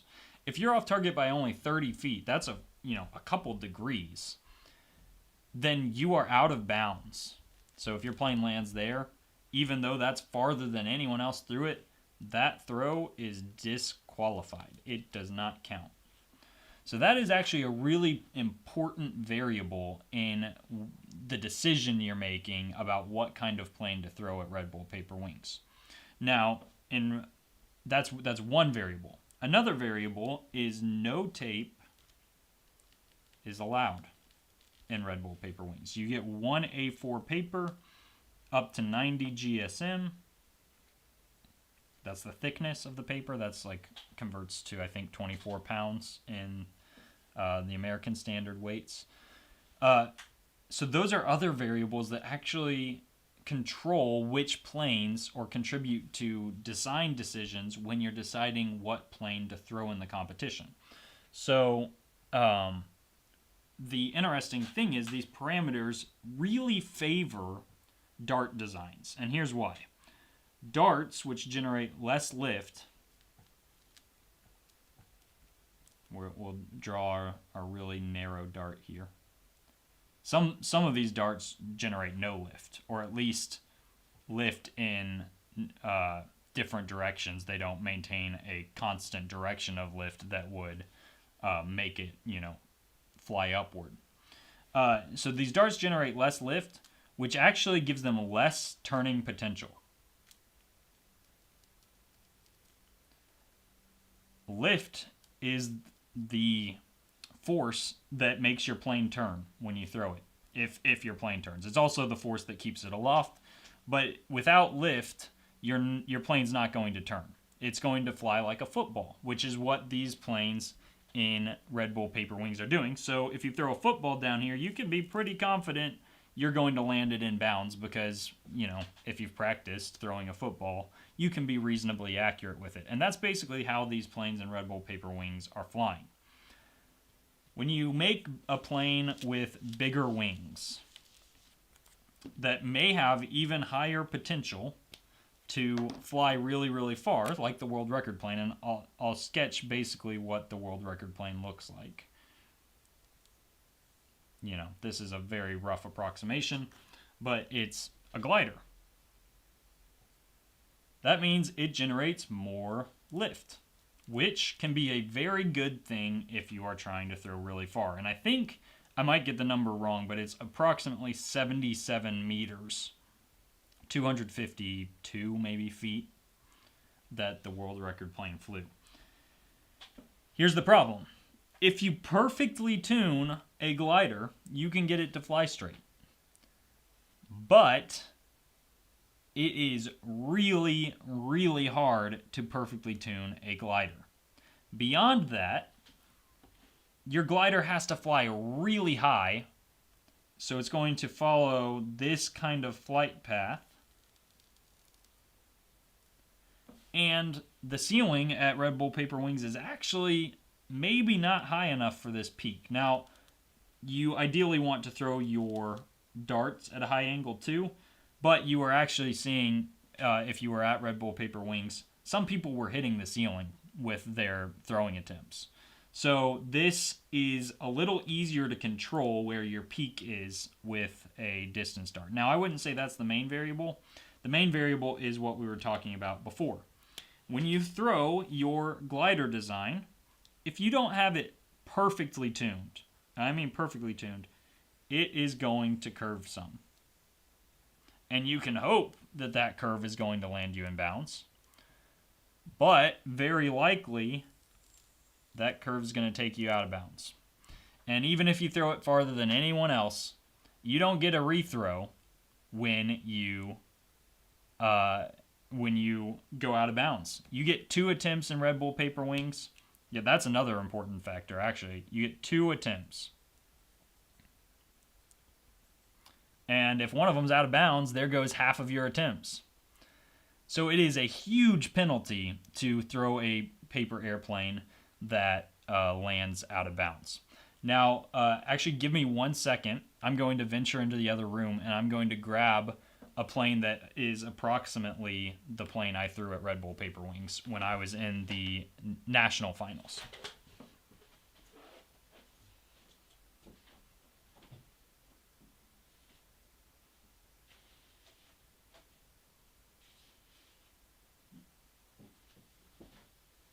Hey, it turns out that I actually have exactly the plane that I threw at the national finals. So I'm going to erase all this and then put it out of the way for a minute.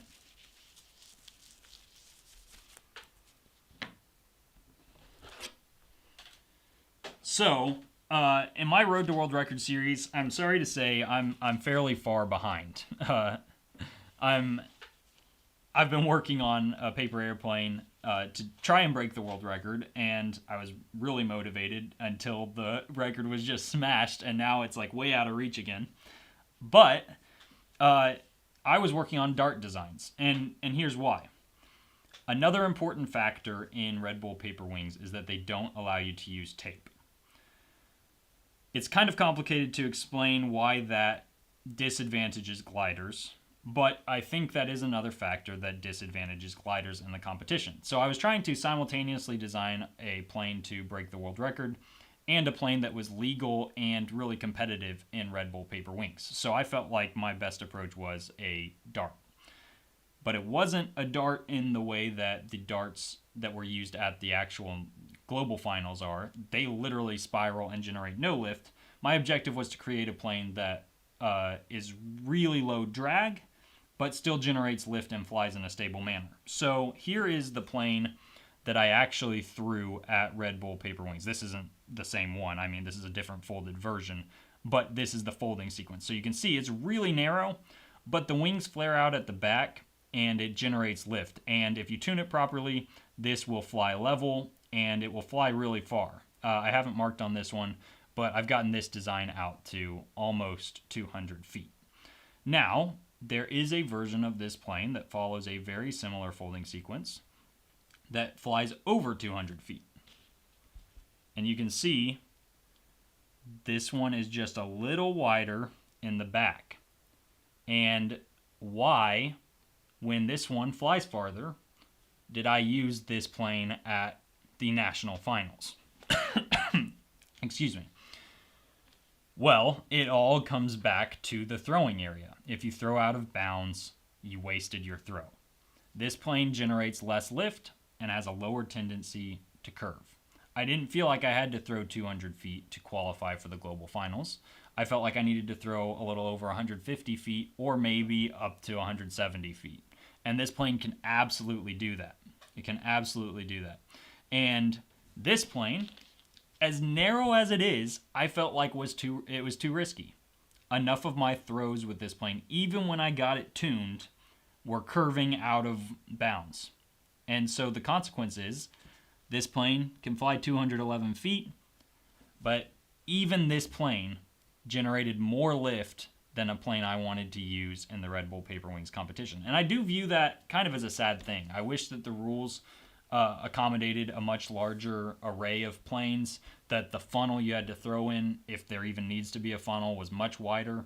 But I think they've kind of developed that rule set based on the space allowance in the hangar itself. The hangar is big, but they have a lot going on in there, so making the funnel much wider could be an issue, getting in the way of other things. So it's just the nature of the competition. Every competition has its own rule set, and it's something you have to deal with and work within. So let's talk again about the world record plane and the rules used there. Give me 1 second to look at the chat before I jump into this, because I thought I might have even seen that the world record holder was in here. If you are in here, Julian, would you comment so I can see that that's the case?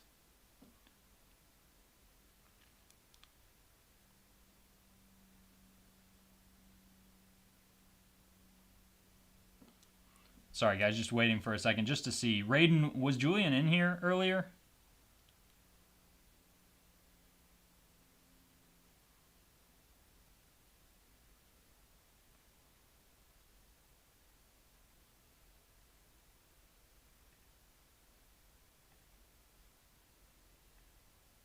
You have been modded, good sir.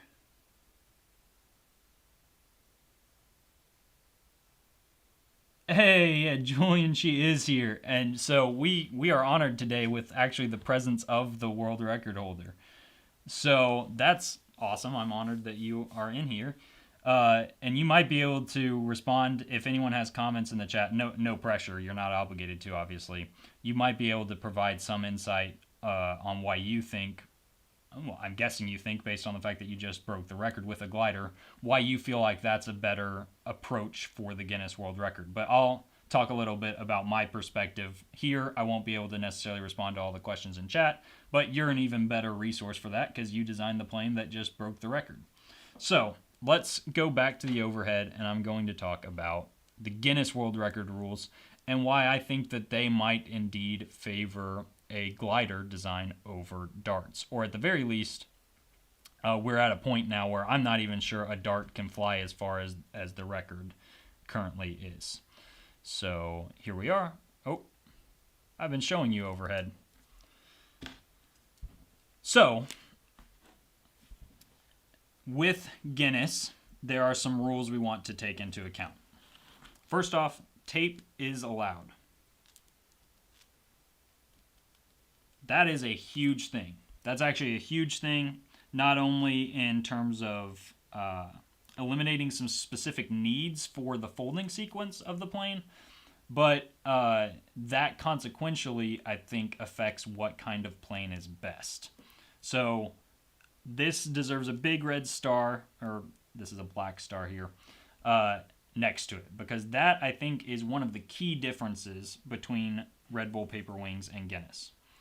Another thing is Guinness allows paper up to 100 GSM. And I don't have a super formulated opinion on how much this affects the design of the plane compared to Red Bull only allows 90 GSM. But I do think that matters. What the fact that you can use thicker paper means is that a plane with large wings, let's do a quick sketch here. A glider has really wide wings like this. A dart, has narrow wings. Wide wings have a tendency to bend and flex, especially if you're going to throw it hard enough to make the plane fly 250 feet. You have to throw that plane hard. So thicker paper is going to add rigidity to these wings, whereas with thinner paper, your wings might flex more. Now, I don't know, I haven't done a ton of testing with that, so this is kind of me just theorizing a little bit. I do think the thicker paper, again, favors gliders a little bit.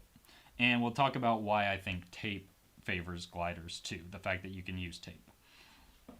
Then, again, in Guinness, there isn't a field like this that you have to throw within. No throwing field. Distance is, I think, just measured from the point you throw and how far away does the plane land. So you don't have this out of bounds problem, and your plane can curve, If it curves a little bit, you lost a little distance because your arc, the distance between point A and point B, this will be B, the landing point, point A, the throwing point, could have been farther if you had thrown a perfectly straight plane. So you're disadvantaged a little bit, but you're not disqualified, right? In Red Bull Paper Wings, if you go out of bounds, that's a disqualification. So that's another difference where now gliders are more practical within Guinness's rule set. And I think it's really interesting how much the rules affect which design might be best. I think, if I recall, and this is, it's actually a little bit hard to find all of the rules for Guinness, but I think they even have a rule that your plane cannot roll more than 4 times in its flight. And that, I think, was specifically designed to disincentivize planes like the ones used in Red Bull Paper Wings from being the world record holder. I think that was designed to specifically favor planes that fly level, which I don't particularly mind. I think it's cooler to have planes that really fly rather than javelins that just are ballistic darts that fly through the air like any other object you might throw. But I think that's even a rule within Guinness that doesn't exist for Red Bull Paper Wings. So all of this amounts to a case where gliders are really not only something that you can use when you're trying to break the Guinness World Record, but maybe just the objective truth is hard to find, but maybe just the better approach. Now, I've talked a little bit about tape. Why does tape, in my opinion, the allowance of tape, favor gliders, or at least reduce one of their disadvantages? Well, to talk about that, we have to talk a little bit about locking mechanisms. So let me move this out of the way. And I'm going to show you one characteristic of the dart that I was throwing in Red Bull Paper Wings. Most paper airplanes, like this one here, flop open when you throw them. Like as soon as you let go, the plane flops open, right? And that's really not ideal for several reasons. One, it's hard to set fixed wing angles. Two, you're going to increase drag when the plane flops open like this. And three, your wings are going to flutter, and that is a nightmare for performance.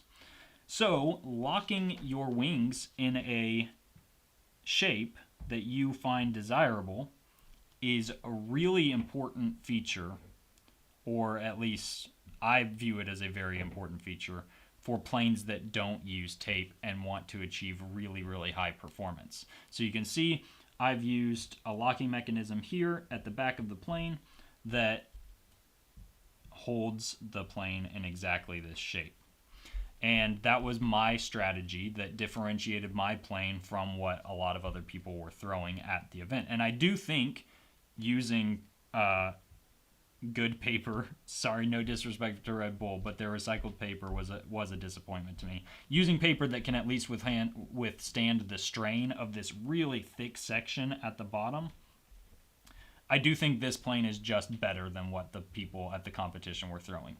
I think, now I could be wrong, but I think if Lazar was throwing my plane well tuned, he would throw way over 200 feet. That's, a theory, but a hypothetical. But maybe someday we'll get to work together and achieve that. I don't think it would go 250 feet. I'll say that. I don't think it would break the world record. I think we've reached a point where gliders, this is just my thoughts today.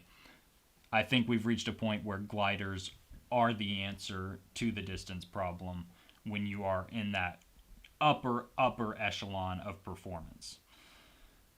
I'd be curious to hear Julian's thoughts on that, whether he thinks a dart could ever fly farther than the record they just set. I do think darts can fly farther than 226 feet, the record that John Collins and Joe Ayub held. I think having a stronger arm than I have would likely have been enough to achieve that. So, I keep getting off topic, but I want to talk about why tape, I think, advantages darts a little bit, the use of tape. When you have to dedicate paper to creating a locking mechanism like this one, you are already giving up some wing area to use that paper here. It's not going in your stabilizer, which will help your plane fly straight, which is important to good distance. And it's not going in your wings. So you're sacrificing lift. Now there are other variables, a lot of other variables that are important when you are trying to achieve good distance beyond just directional stability and lift. But those are two important things. And so you're already sacrificing paper that could contribute to one of those two things. When you are doing that, you are, however, using that paper to something that can reduce drag. And the big benefit of darts over gliders is that they create a lot less drag. And so they're going to be slowed down at they will fly much faster than a glider would. And hopefully, if you're wanting a dart to be the winning design, then that trade-off, that benefit of flying through the air much more quickly, experiencing less drag, is enough to outperform the glider. That would be the idea if you were trying to make a dart fly farther than whatever glider. And making a locking mechanism is a point toward that, but it's a point away from the things that make a glider good. Well, the thing with tape is you don't have to make a locking mechanism. In fact, you can use tape to do the job that this locking mechanism does, that this locking mechanism performs even better. And with Guinness, you still have enough tape to then tape the back edge closed to reduce drag in other areas and to ultimately do all the things that creating a locking mechanism from an origami plane would do. So I think that the rule set of Guinness does favor, at least in relative terms to the rule set of Red Bull Paper Wings, I think it favors gliders. And I'm really skeptical that the record's ever going to be held by a dart again. We'll see whether that remains true. So let me take a second. I'm going to read some comments, respond to them. I know I've been talking for a long time at this point. Thank you guys for entertaining, for sticking around for what I hope is entertaining enough, or at least humoring me as you listen. So let's see what everyone's saying here. The kinetic energy in vertical direction can be more effectively converted to distance with gliders. Yeah, that's an interesting take. That is a big part of it too, because you end up peaking. Let's talk about that exact comment. I think that's a good insight.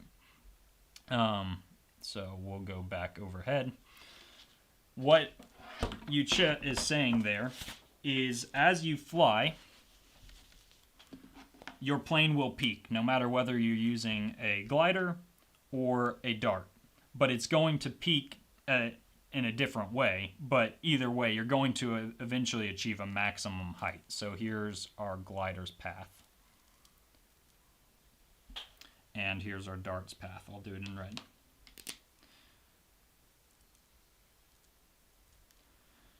At some point, you've reached the highest point that you're going to reach. And what happens after that matters a lot. With a glider, you can take this height, and as it begins to descend, the plane accelerates.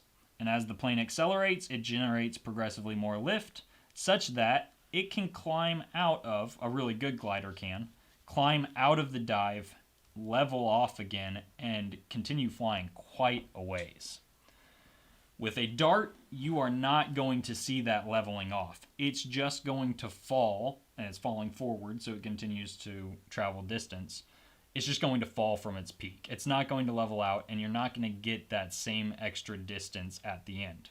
What you are hoping, again, if you are going for a distance design with a dart, you're hoping your peak happens later in the flight path, so that it doesn't matter as much that you don't get that end distance. You're hoping that you hit your maximum height later, farther down the road than the glider does. But I don't think, again, with the very upper echelon planes, I don't think that's realistic. I don't think you can get enough advantage in that first part of the flight path. Now, let me show you a complete dart, like the javelins that people are throwing at Red Bull Paper Wings, literally flies in a parabola where you're throwing it basically at a 45-degree angle. It's peaking in the middle of its flight, and then it's just falling from there. A dart like the one I designed that generates lift will have a flight path a little more like that. So it does peak later in its flight. It's generating lift that helps it climb. It might even bend up a little, depending on how much lift your plane generates. But it's never going to climb back out of that dive. And that's where Yucha is saying that a glider better converts the height you gain into distance at the end of the flight path. And that is a really important advantage for gliders. And it's just one that might not be something that can be overcome by the relative advantages of a dart. Let's go back to the chat and get some more insights.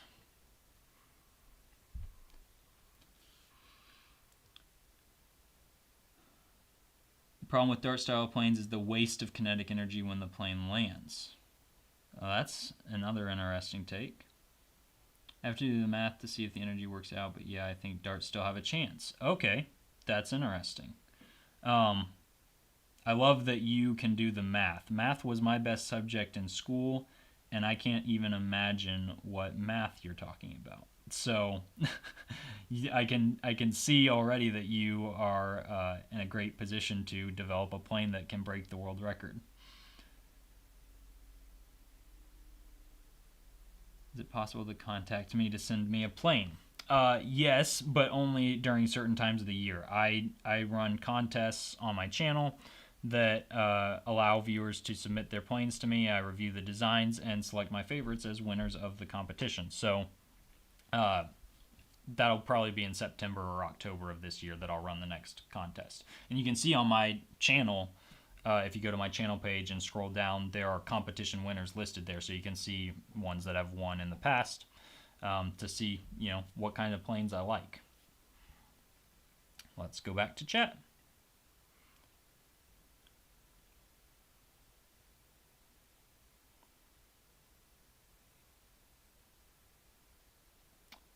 Interesting. Origami Air Enforcer, who's another really good paper airplane designer, says locking mechanisms are problematic for sheer performance. I would like to hear your rationale behind that, because I actually feel the opposite when we're talking about darts, and I think I feel the opposite when we're talking about gliders as well, as long as you are not using tape in the design. If you're using tape, there's no need to make a locking mechanism, but without tape, I think locking mechanism does, in fact, a good one, can in fact improve the performance of the plane.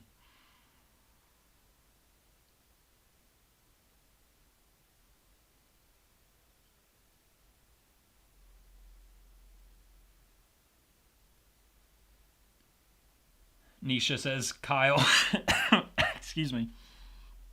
Kyle, my twin boys love your channel. It keeps them entertained for hours. Thank you so much for that really, really kind comment.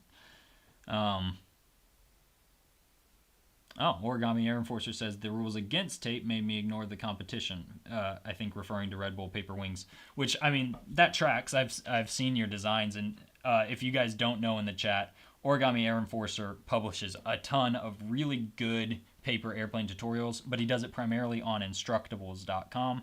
And most of his designs use tape or staples or some other method for creating what I would, serving the same purpose that a locking mechanism in one of my designs would.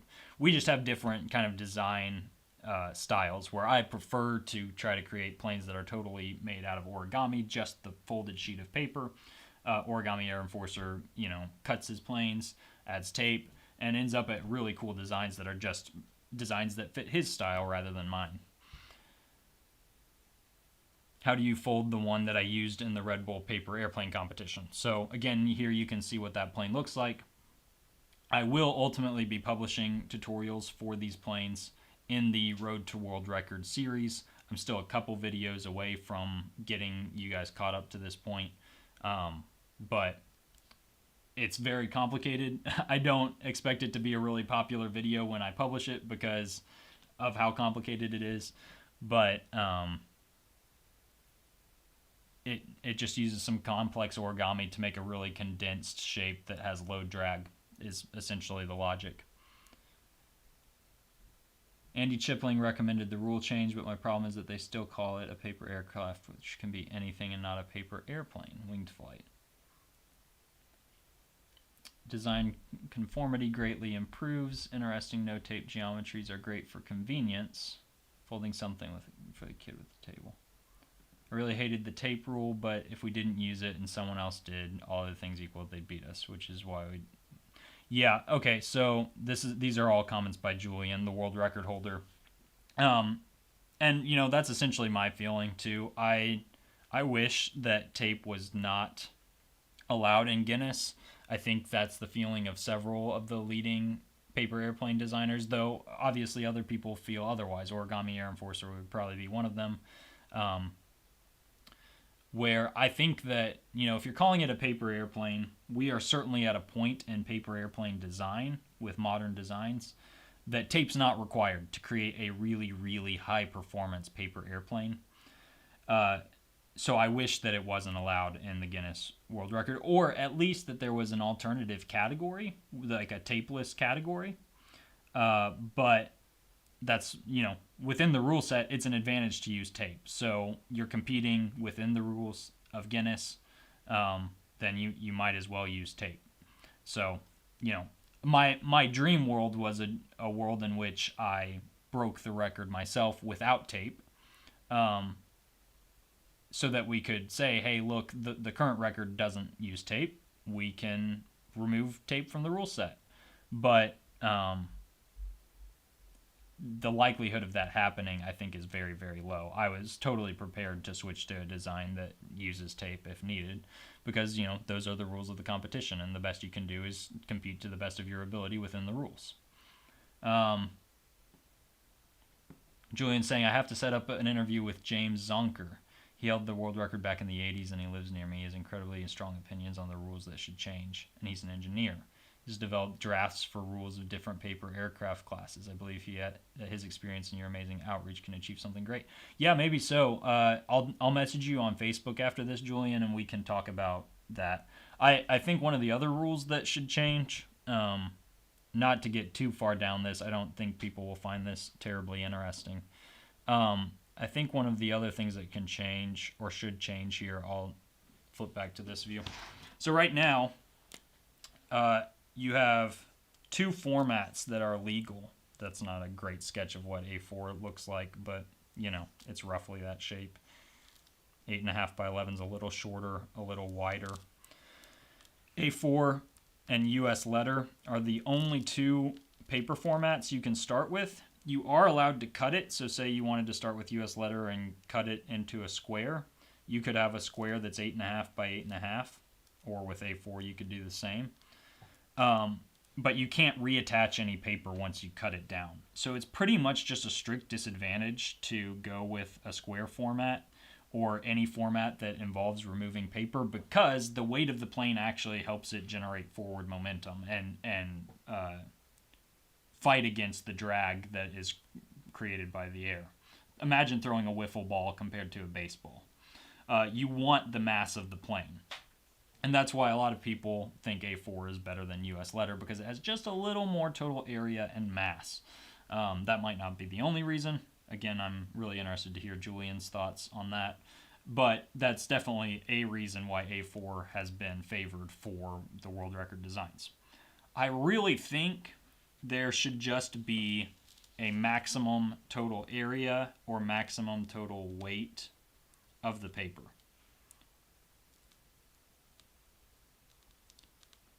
And allow a similarly sized square sheet of paper to be used in the competition. And I don't know whether there's an advantage to that format. I don't necessarily suspect that there is.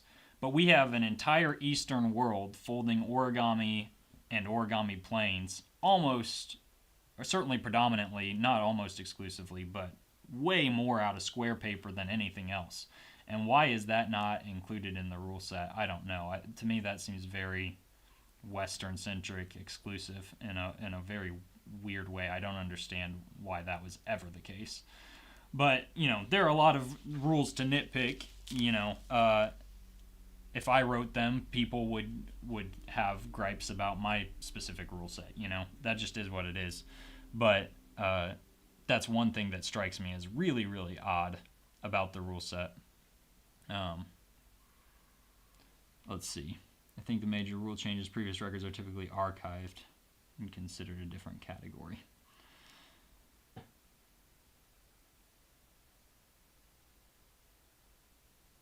In the video I posted today, am I able to make the same plane stay up in the air a long time? I think that it would be an okay airtime plane, but not an exceptional airtime plane. It is based on the world record airtime plane, Zero Fighter. So if you were going to try to make the plane fly for as long as possible, you might as well just fold Zero Fighter, or Sky King is the other name for that plane. How about having two categories, one for just paper, and the second allows you to use all sort of things like multiple pages, cutting tape. That's interesting. I don't know how many people would go for that wide of an allowance, but maybe that is something people would be attracted to. Julian saying total surface area rule instead of A4 versus letter size. Yeah, that's basically my feeling. That's basically my feeling on that matter, is that there should just be a surface area limit. And maybe the surface area limit is exactly the size of A4 paper. I don't know, but I think there's an accessibility thing of using these standard formats, and I haven't done any of the math to see, but hopefully there's a square size that is right about the same size as A4 and 8.5 by 11 in terms of total area. Yeah, Origami Air Enforcer is saying that I've posted 2 of his aircraft on my channel. That's correct. Hunter and Meta Vulcan are 2 awesome paper airplanes on my channel that you should check out, and they'll give you a good taste of Origami Air Enforcer's design style and maybe intrigue you enough to go check out his other designs.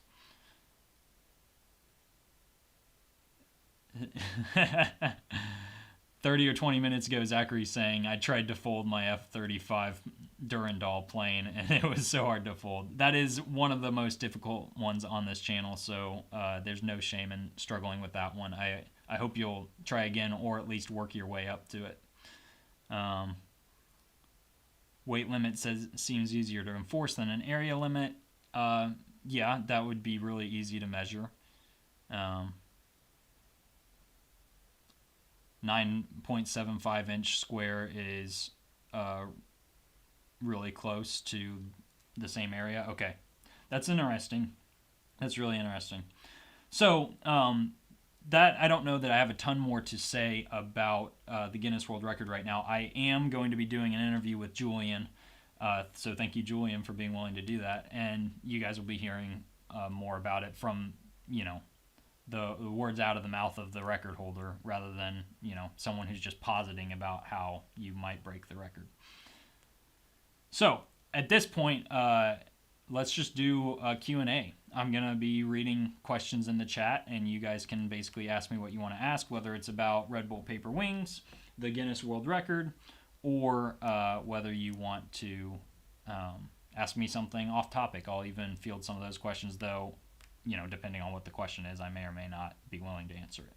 So, with that said, I'll wait for you guys to throw up some questions and just kind of read them as we go.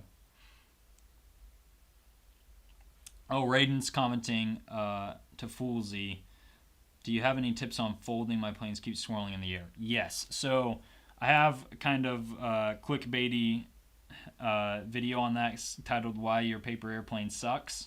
That doesn't mean that your paper airplane actually sucks, but it'll help you figure out the tips for adjusting your plane so that it will fly the way you want to. Sometimes you might want to make it intentionally spiral through the air, but if you're trying to get that nice level flight, it'll give you the exact tips for just tweaking the back edges of your plane. If it's spiraling, exactly what you need to do to the back edge to make that stop and have your plane fly nice and level. Kyle, thank you for designing the beast that is the Arrowhead. You are welcome. Like I said earlier, that is one of my favorite planes. I think it might be one of my very best known planes, and it holds a special place in my heart because it was the first plane that I published to this channel, and actually the first plane that I published anywhere. Foolsy's asking again, can you help me with your folding, your planes keep spiraling? So yes, again, just watch that video, Why Your Paper Airplane Sucks, tips for throwing and adjusting your plane. That gives you most of my advice on it. There are some pro tips that go even beyond that, but it's kind of complicated to share. That's a really good place to start. How do I fold the plane I threw in the Red Bull competition? Very carefully, but the actual tutorial's not out yet, and I couldn't possibly just explain it. But I will someday publish a tutorial.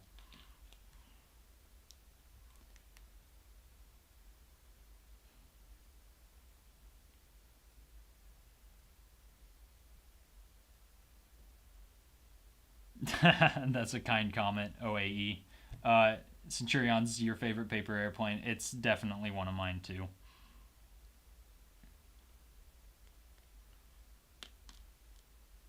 How long does it take me to design a template? That's a good question, and it really depends on a couple things. One is the complexity of the airplane, because I'll flip to the overhead view and we can talk about my design process a little bit. And I might even do a live stream that kind of shows this process a little bit in the future. Not today, but so let's look at this template. This is the template for the plane that I posted today that was used in Seung-Hoon Lee's performance at the Red Bull Global Finals. And the process for designing this template was relatively easy because it is a simple plane. But when you unfold this, you have to understand where the color areas are on the folded plane and then map them to the unfolded paper. So let's open this up. This was a prototype, so you can see I hadn't actually quite finished the template here.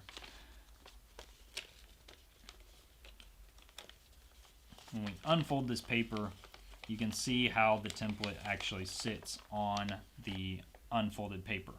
So the first thing I do, there are kind of two initial steps when I'm designing a template. I fold the plane, and I just, let's fold it this way really quickly just so I can get some blank paper. Folding this inside out just so you can see what I do.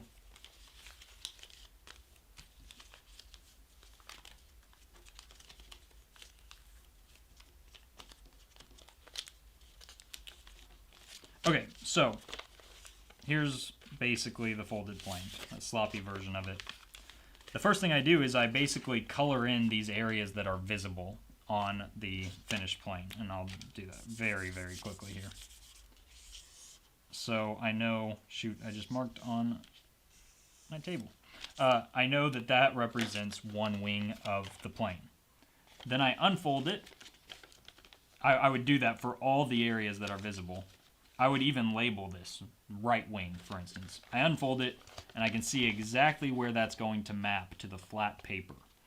And then I would even map out the entire crease pattern, all of these creases, on the computer using geometry, basically. I know, for instance, that this crease runs at a 45-degree angle relative to these edges.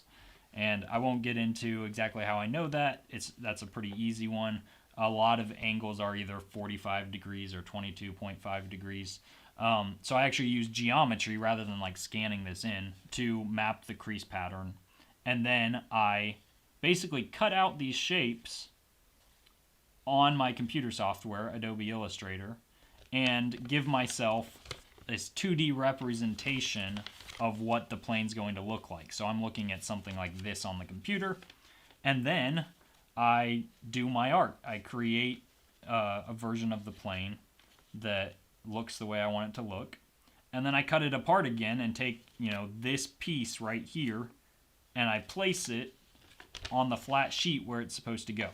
So I know that might not be particularly exciting for some of you, but I am doing that process with each plane. So when it's a really simple plane, it does not take me very long at all to do. So I could do this template for this one in 5 hours maybe. So that's not extremely fast, but it's not days of work. Whereas if I was to make a template for this plane, it would probably take me quite a bit longer, because mapping out exactly where these pieces go on the template is much harder. And then in addition to that, there's thickness of the paper that I have to compensate for when I'm placing things to make them line up. So that perfect geometric crease pattern that I create for the plane doesn't usually perfectly fit the folded plane because of that issue of the thickness of the paper. So I would say it takes me between 5 hours and 15 hours maybe to create a template. Long answer, I know, but that's something I get a lot of questions about, and I'll probably go into more detail on in the future.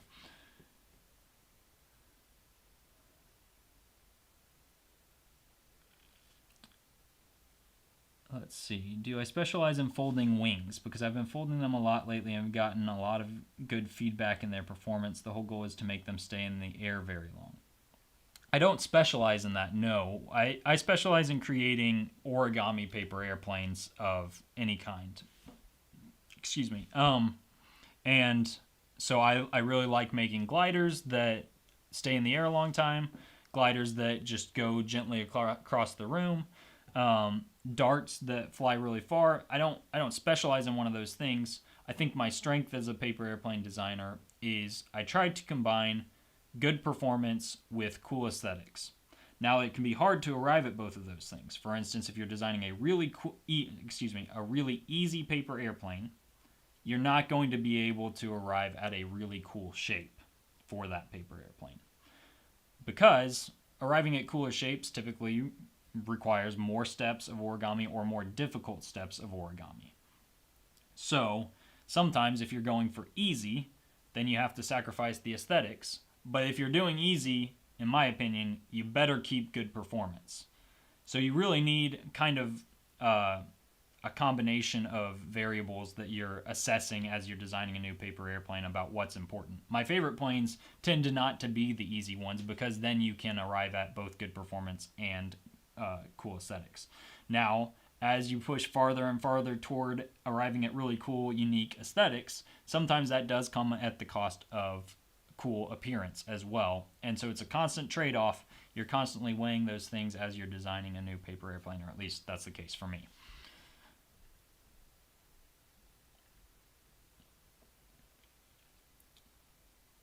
Am I currently designing a paper airplane? I am always designing a lot of paper airplanes. I've always got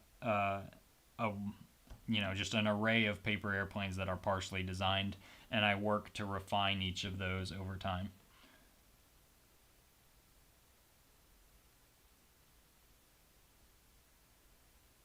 Origami Air Enforcer saying flying wings are very tricky for origami makers. His rely on tape. That is true. Depends on how you mean flying wing, but if you're talking about a design that doesn't have like something you hold, it can be pretty tricky because the tensile strength of paper, meaning its ability to hold a rigid shape rather than really drooping, is not very impressive. Paper doesn't have a great tensile strength, so that can be a real issue with flying wings.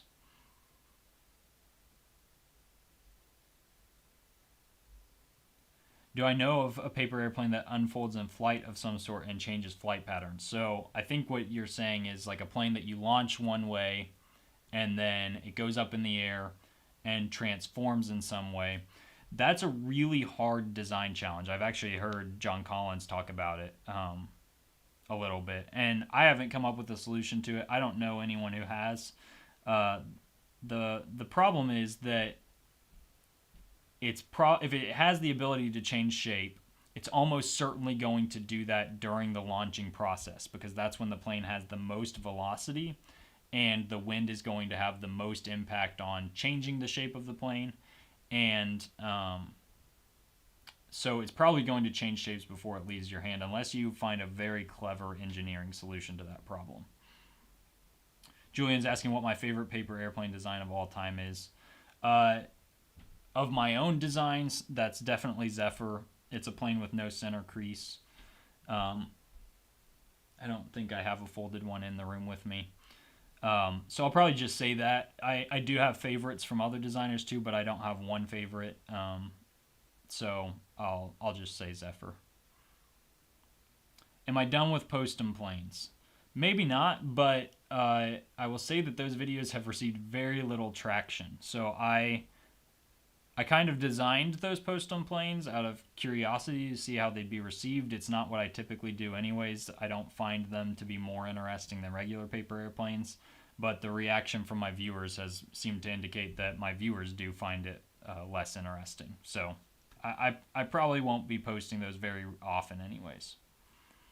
Have I met John Collins in person? I actually haven't, though we've communicated back and forth quite a bit. So John has been really kind to me. He's offered me some advice that is not what you might expect from someone who is holding the record, not something that you'd expect them to offer to someone who was aspiring to break it. So thank you, John, for being a really good sport. Obviously, I haven't broken his record, and now there's a new record. But he's been a good sport and encouraging to me. So very thankful.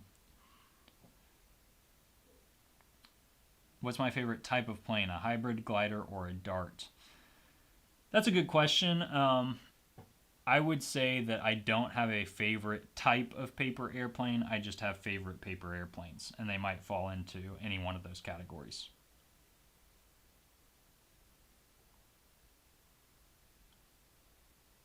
Derek's heading out. Everybody, please thank Derek for kindly moderating and taking time out of his day to help the chat run smoothly. See you, Derek. How old am I? I am 30 years old. Really old. What is my favorite template? Again, a tough question. I like a lot of them. Some of my favorites recently have been for the winners of the Foldable Flight Designers Contest. I really enjoy that gold and black style, and I try to reserve it for those winners to give them a special feel. The fastest plane I've folded, as far as the ones I've designed, it's probably Ballista. So if you haven't folded that one and you're looking for a fast plane, that's a good one to start with. It's available on YouTube. What the heck? I look like I'm 20. Yeah, I know. I know. My wife looks really young too, so we are often mistaken for teenagers. Here, I got her permission. I'll show you guys a picture of me and my wife at the Red Bull Paper Wings Global Finals. I meant to show that earlier as I was kind of setting the stage. Let me switch to here. So there you can see that is Rachel, my lovely wife, who has offered me so much support as I pursue a really weird career in paper airplane design. And she was really excited to get to come to Austria and help. She helped film for the event and just offered encouragement and was really helpful when I was preparing and everything. I owe a lot to her. She's amazing. So I won't get too personal on here, but she's truly amazing.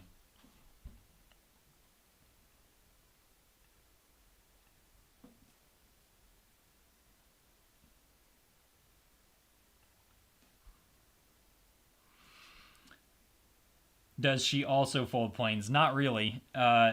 In fact, she's quite poor at paper airplane folding, which is which is funny. We had I wish I'd made a video out of it. Of course, I would have had to ask for their permission. A while ago, I got my wife's family, who they're all awesome. I'm blessed with an amazing family, both on my side and my family-in-law through her. I got them all to participate in a paper airplane competition, and they were all, watching my videos, watching other videos, folding planes, and man, there were some bad planes in the mix. No shade at them, but my wife Rachel included. Her plane was quite poor.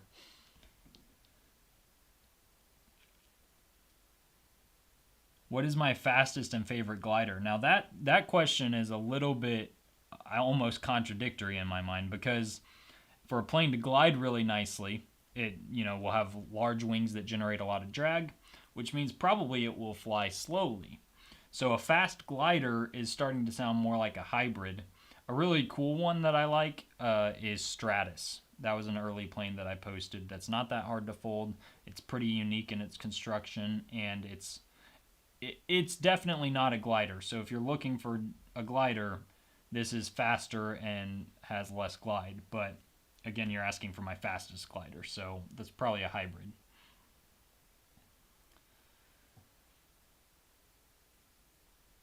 Let's see. When can you test Plasma X outside to see how far it flies? Well, I can tell you how far it flies. It maxes out at about 150 feet. That's with tape. It'll fly a little farther than 150 feet with a really good throw, trimming it, and using a little bit of tape. That's, again, an example of where a locking mechanism would really help. That was my best distance plane for a while. Its weight is a little too far forward to compete with the very, very best planes in the world.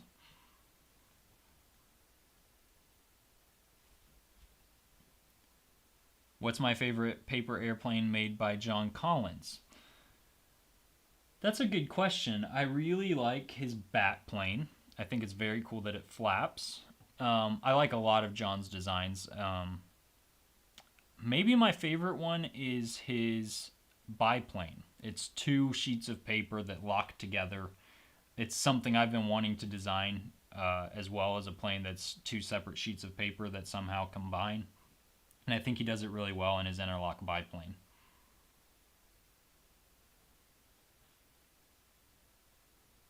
Let's see if there are any more questions. I'm going to go for about 10 more minutes here and just let you guys keep asking questions, and then I'll wrap up at around 3:15 my time. Do I have a least favorite paper airplane on my channel? Oh, here's something I would like to do actually before we end the stream. That's a good question. So, I definitely have a few planes on my channel that I feel like I published, and they're fine. They're good planes relative to all of the planes that exist in the world, because there are some very bad paper airplanes, like the classic one that you've all folded that's just triangles and an N. I would say, I think, in my own opinion, all of my planes are better than that. But there are some planes on my channel that I'm not extremely proud of, and one that comes to mind is Aves, which is one of the really early planes I published, where I think the center of gravity is kind of too far back on that plane. I should have redesigned it to move the center of gravity a little farther forward before I published it.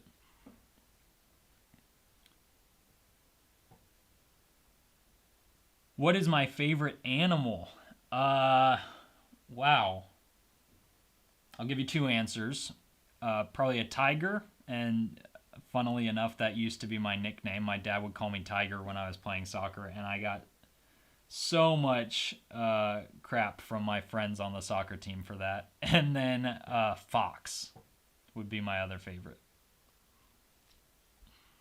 Oh, but so here, the question about my least favorite paper airplane on my channel brought this idea to me. So I wanted to ask you guys actually about video ideas. Not that I expect you guys to be my creative agency, but some ideas for content and whether or not you think it would be cool, whether it's worth pursuing. So one of those ideas is a paper airplane tier list. I'm going to make a poll here and let you guys, does a paper airplane tier list sound cool to you?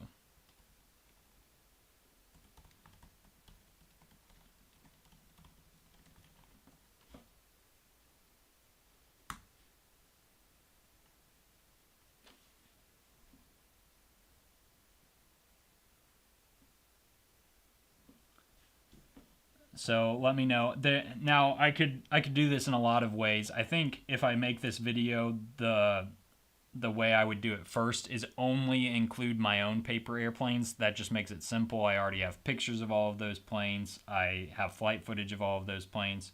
But if you guys really end up liking that video, then I would do other ones featuring planes by other designers. And probably the way I would need to do it is, for each video, either it features my planes or it only features other planes, because obviously I'm going to be biased if I'm assessing my planes against other people's planes.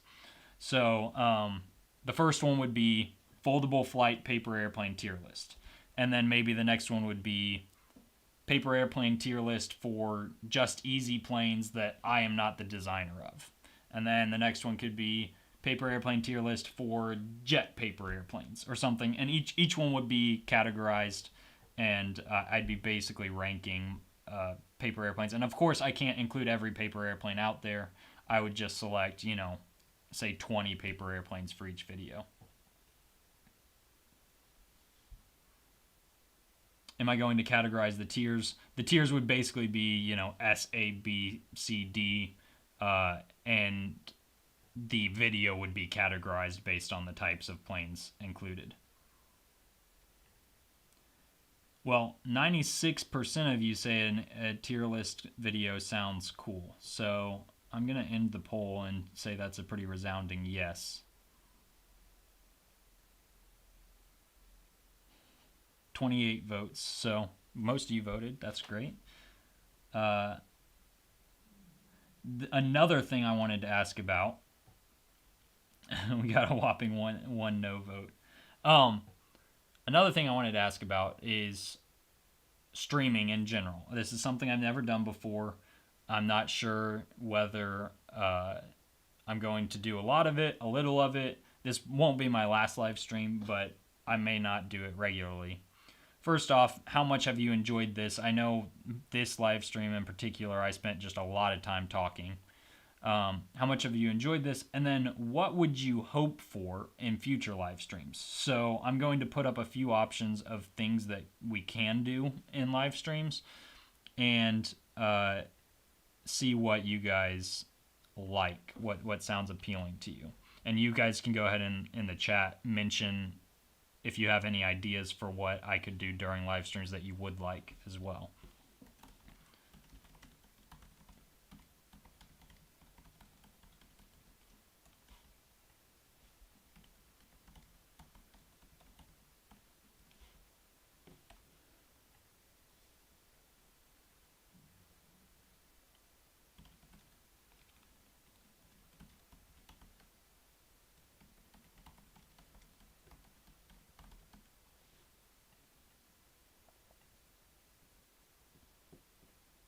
My streams would stay on YouTube.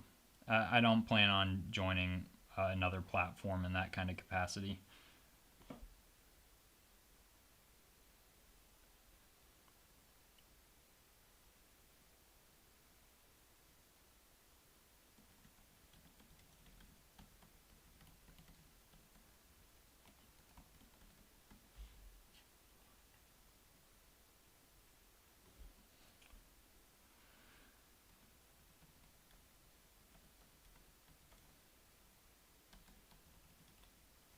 As I type these out, after I post this poll, I'll explain what I mean by each of the options so that you guys can really understand. And I'm just going to let you guys you're going to get to select your one favorite option.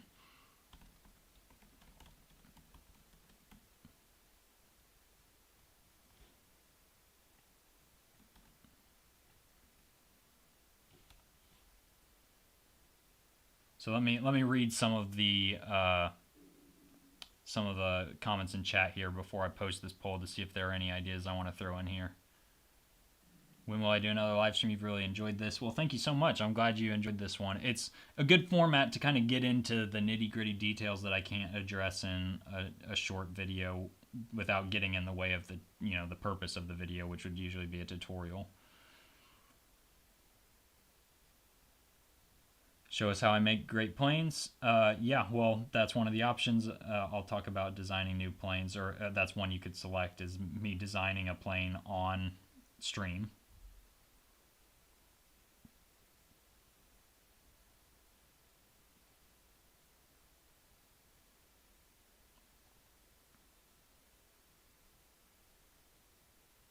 Okay, let me think if there were any other ideas I had earlier that I wanted to include in this poll.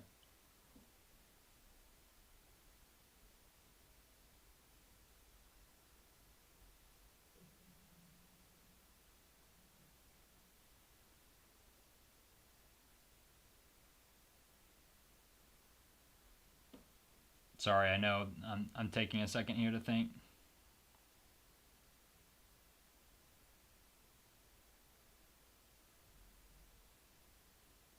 Well, let's just post what I have here, and if I come up with other ideas, we can talk about those. So I'm going to go ahead and put this poll up. Before you vote, let me explain, what I mean by each option here. So let's see. Okay, the poll is up. So designing new planes is pretty self-explanatory. This would be a process where you'd be, looking over my hands as I fold new designs, and I'll walk you through the logic as I create those designs. Now, the challenge is sometimes those planes are going to be really difficult, and as I make a new change, it will be frustrating for people who are having to start over as they follow. You might not be able to follow along very well. With folding planes designed by subscribers, there are some challenges.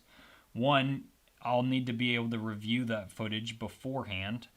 And two, I think probably I would want to really limit the number that are folded. So that might be the kind of thing that would be offered through like a super chat donation or something. Like if you donate, I don't know what the amount would be, through the super chat, then I'll fold your plane on stream. And there would be very strict rules about what could be included in that video, etc., etc. But that would be probably one where I would have to charge money because I have to, limit the number of submissions. I know that would be really popular. So I don't want to just grab money. I'm not trying to just grab money, but I think that would be one that would be too popular if I just made it free. Tutorial for designing templates would be, literally I'd show you my screen as I design a new template, and you could follow along in the process and get the idea of how you could do that for your own planes. Now, the recoloring of an existing template, I think is actually, I'm seeing no one's voted for that yet, but I think this one could be cool, where I open up on the screen the file of one of the existing templates on the channel, and we, as a stream, you guys get to vote on what colors I make that template, and then I would offer a new template of those colors. And we could even make it really fun and have that template be free for just the period of the live stream. As long as the live stream's going, I would put up a link to that template, and we would fold that plane on the stream. So no one has voted for that yet, but just so you understand, that's the idea behind it, is the stream together decides what color we make it, and then I make the template free for the hours of the stream, and we fold it together. So with all of that, I don't know if you can even change your vote once you cast it, but now you know what I mean by each of these, and you guys can vote for your favorite.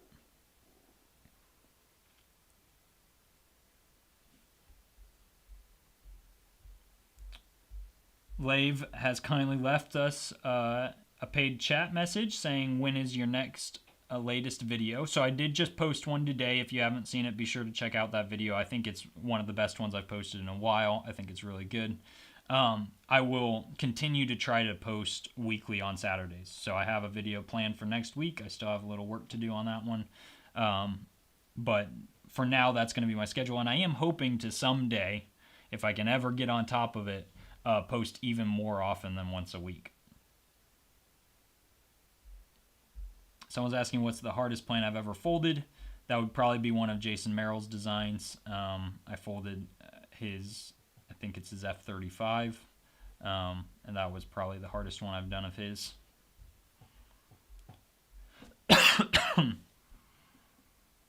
Oh, make a second edition of the poll after I've explained. That's a good idea. Okay, well, I'll end this one. We've got a decent number of votes here, 33 votes out of 37 people.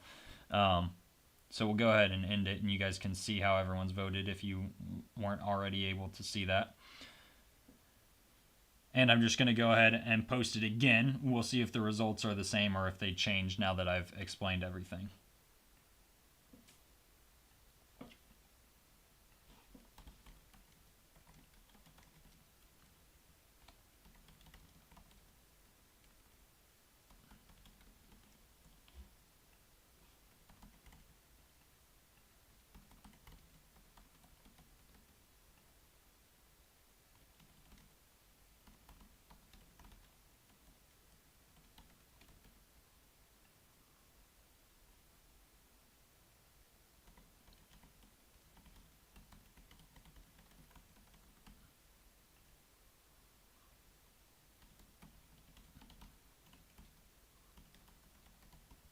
I've kind of retitled these categories just a little bit to make it a little more clear.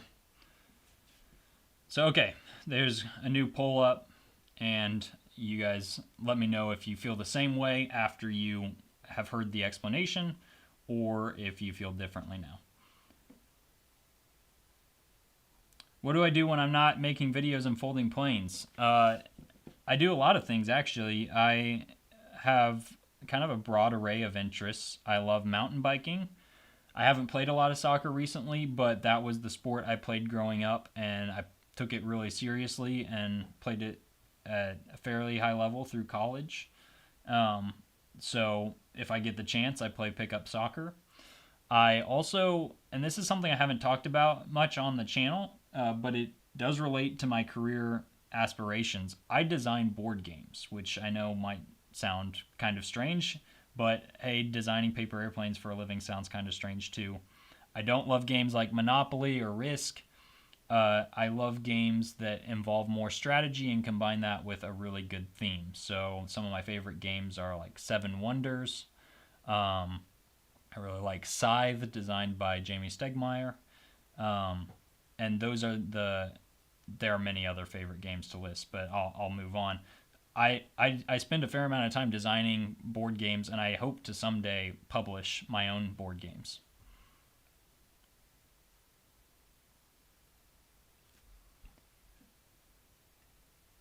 It looks like designing new planes is still the most popular thing.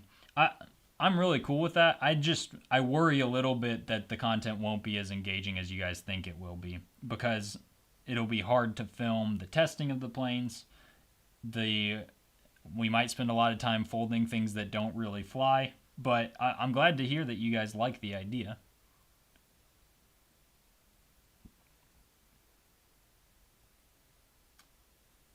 You designed the best paper on the internet. I think you mean paper planes, and that's a really kind comment. Thank you so much.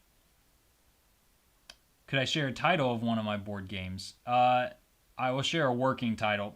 This is not a good marketing name or anything, but it's kind of just a placeholder. One is called Constellation. It has to do with space travel and combat.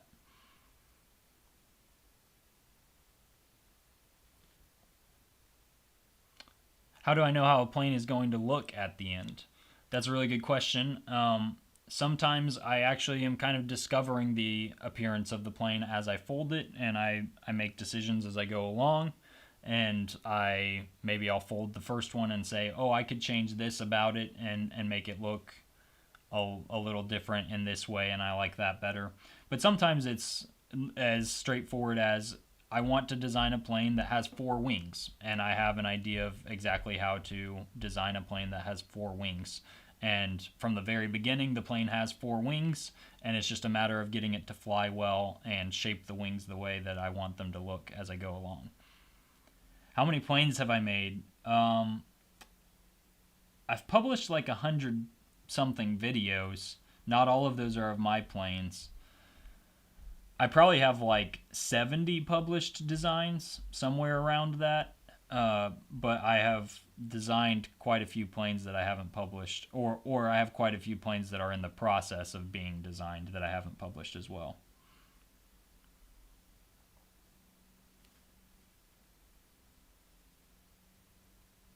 How do I usually feel when I make my planes on camera? Well, at first I was really nervous. If you go back and watch my old videos, they're pretty embarrassing because my camera presence was absolutely terrible. I'm better on camera now. I'm not, great. I don't claim to be a great performer, but I feel pretty normal now. I'm just talking to a bunch of my friends, What is my real name? It is Kyle Boyer. Justin Young's asking what is my worst plane again. The answer I gave earlier was Aves. I don't know if that's, a strictly correct answer, but it's one that stands out to me as something that I wish that I'd spent more time designing before publishing, because I think the center of gravity is a little too far back.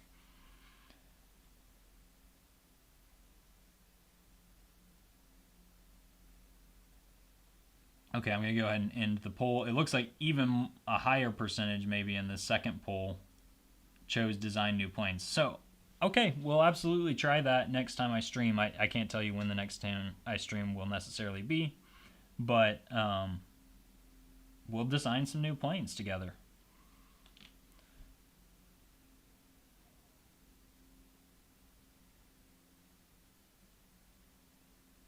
And again, tutorial for designing templates was not very popular, but the recoloring of templates is more popular now, because I think now that you hear you might get a free template, that's fun.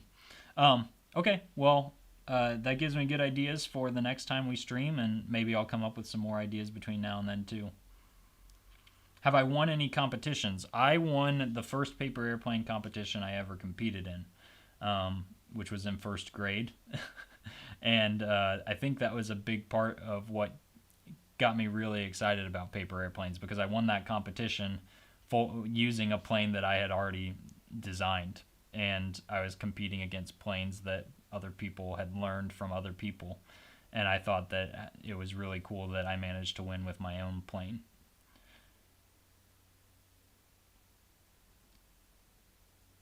Can I make a plane in this video? I won't this time. I've been live for almost 2.5 hours, and I think that's a pretty good length for this first live stream. But in the future, we'll fold some planes live. Kyle is my name, Timothy. Yeah, Kyle Boyer. What's the best paper airplane I've ever made? It depends on what you mean by best. I always say that. It depends on whether you're trying to make a plane fly really far, whether you want it to fly for a long time, or whether you just want it to look cool and fly well. And my favorite planes are the ones that look cool and fly well. But best in terms of distance is one that is still a secret. So welcome to the live stream where you get to hear at least of the existence of secrets. And best in terms of airtime is the one I used in Red Bull Paper Wings, and I will be publishing that one in the near future, so stay tuned for that.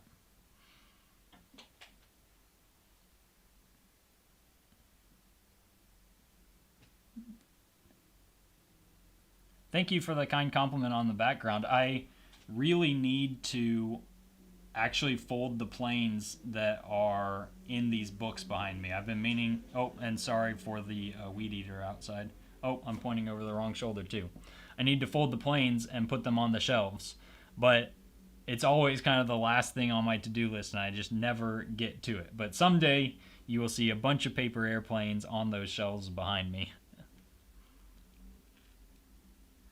Can I make a better plane than Suzanne? That's a good question. I haven't done it. I would love to.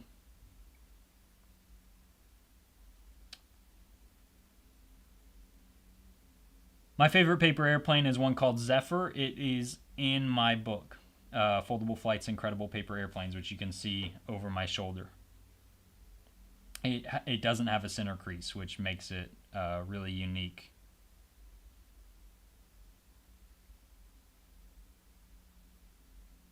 Hey, Rana Uzman is on the stream right now. That was the winner of the Aerobatics category, and I'm sorry if I've mispronounced your name, man. He was the winner of the Aerobatics category at Red Bull Paper Wings 2022. So you guys can be expecting an interview with him at some point, where I'm going to be asking him questions about how he achieved such an awesome feat. Time of almost 15 seconds at the final, which was not the best time he put up at the event. In his first round, I don't know if it was 16 seconds. It was a crazy time. He was just kind of a step ahead of everyone else in the aerobatics category.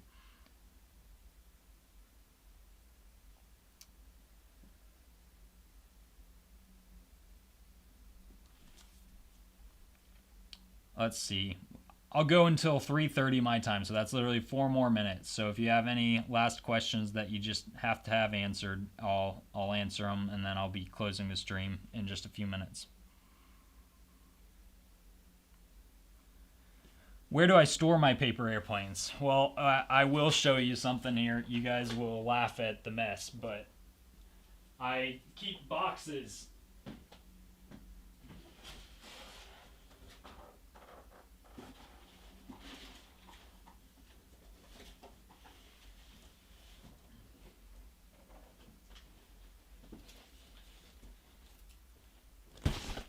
Here is one example. I have boxes of planes like this, and they are categorized. So these are ones that I feel like represent cool ideas, but they aren't necessarily very finished. So this is literally just kind of a shape, and you can see one wing I've folded and the other wing I haven't even. This doesn't protect the planes very well, but it's not really meant to. These planes aren't representative of final designs that I need to preserve. They are crease patterns, essentially, that I can unfold and reverse engineer. So I was talking about a four-wing design earlier. I don't really love the ultimate shape of this one, which is why this isn't a published design, but I have quite a few different versions of this plane that exist, and I will probably someday publish one that is along these lines. So that's just an example. I have tons of these boxes full of ideas ranging from, just kind of the seed of an idea to almost finished designs, to even finished designs that are just waiting to be published. So that's where I keep my paper airplanes. Are there any planes I've trashed? I have trashed so many more paper airplanes than I have published. So many more. We'll go back to me. 2 more minutes, everybody. Oh, Julian's talking about TIE Fighter he made. Yeah, my experience, Julian, again, I mean, we have a lot to talk about. Four-wing designs are tough because of how much drag they have unless you make them with really small wings. So getting it to fly well is more than just about balancing the center of gravity in the right place. You also have to compensate for the fact that in its general tendency, it's going to have so much drag. Do I have any power-up airplanes? Yes, I worked with power-up to make their book. I keep pointing over the wrong shoulder. I authored, along with Shai of Power Up Toys, the Power Up Paper Airplane book, and there are 10 designs in there that work really well with their paper airplanes, and I am the designer of 9 of those 10 planes.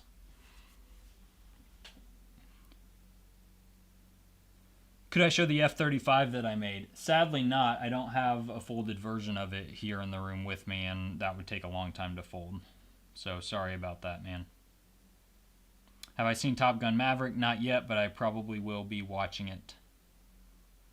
When will I make another long-distance plane? I have quite a few long-distance planes that I haven't published yet as part of my Road to World Record series, as part of my pursuit of competing at Red Bull Paper Wings in distance. That was the category I was most pursuing.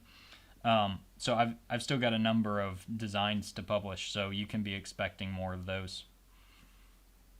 Have I tried to beat the world record? Yes, I have an entire series about my pursuit of the world record. I will say I have been, up until this point, trying to beat the world record while designing planes within the rule set of Red Bull Paper Wings, because I had kind of 2 simultaneous objectives. So not that I've been handcuffed, I certainly haven't been, but I've been trying to design planes that work within 2 separate rule sets, and they've all been darts as a result of that, and you can expect that I will be working on some gliders as well now that I'm no longer competing in Red Bull Paper Wings. Can I keep the stream up for a bit more, please? Sadly, no. I'm ready to close it. I actually skipped lunch today in preparation for the stream because I was not adequately prepared for my first stream going into it. So I've got to eat something. I'm just reading the last few, and then I'm going to have to close. Do I have pets? I do not have any pets. I do love animals. How possible is it to make a plane that has 4 wings? It's very possible. I've already done it. You can check out X-Fighter on my channel.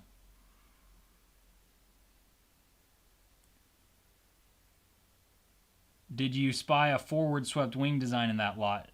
Very possibly, but if so, I mean, I have so many planes that I don't always remember. If there is one in there, it's probably a long way from working well. Forward swept designs are pretty tough to get to work.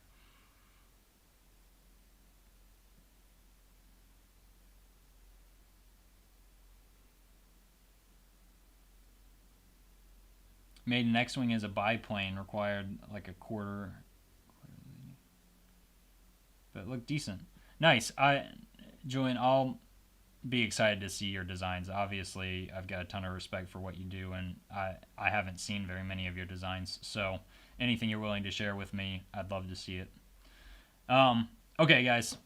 I know there are more questions coming in, but at this point, I just have to say thank you so much for being willing to come and join me. I literally just, talked for 2.5 hours and you guys listened, and so that's amazing. I appreciate it, and it's been a great experience for me to do this first live stream, to learn how to do it, and to have such a warm reception. So thank you. You guys can expect that I will be streaming again at some point in the future. I just can't tell you when today. I don't have that planned out. So thank you once again for coming, and I will see you next time.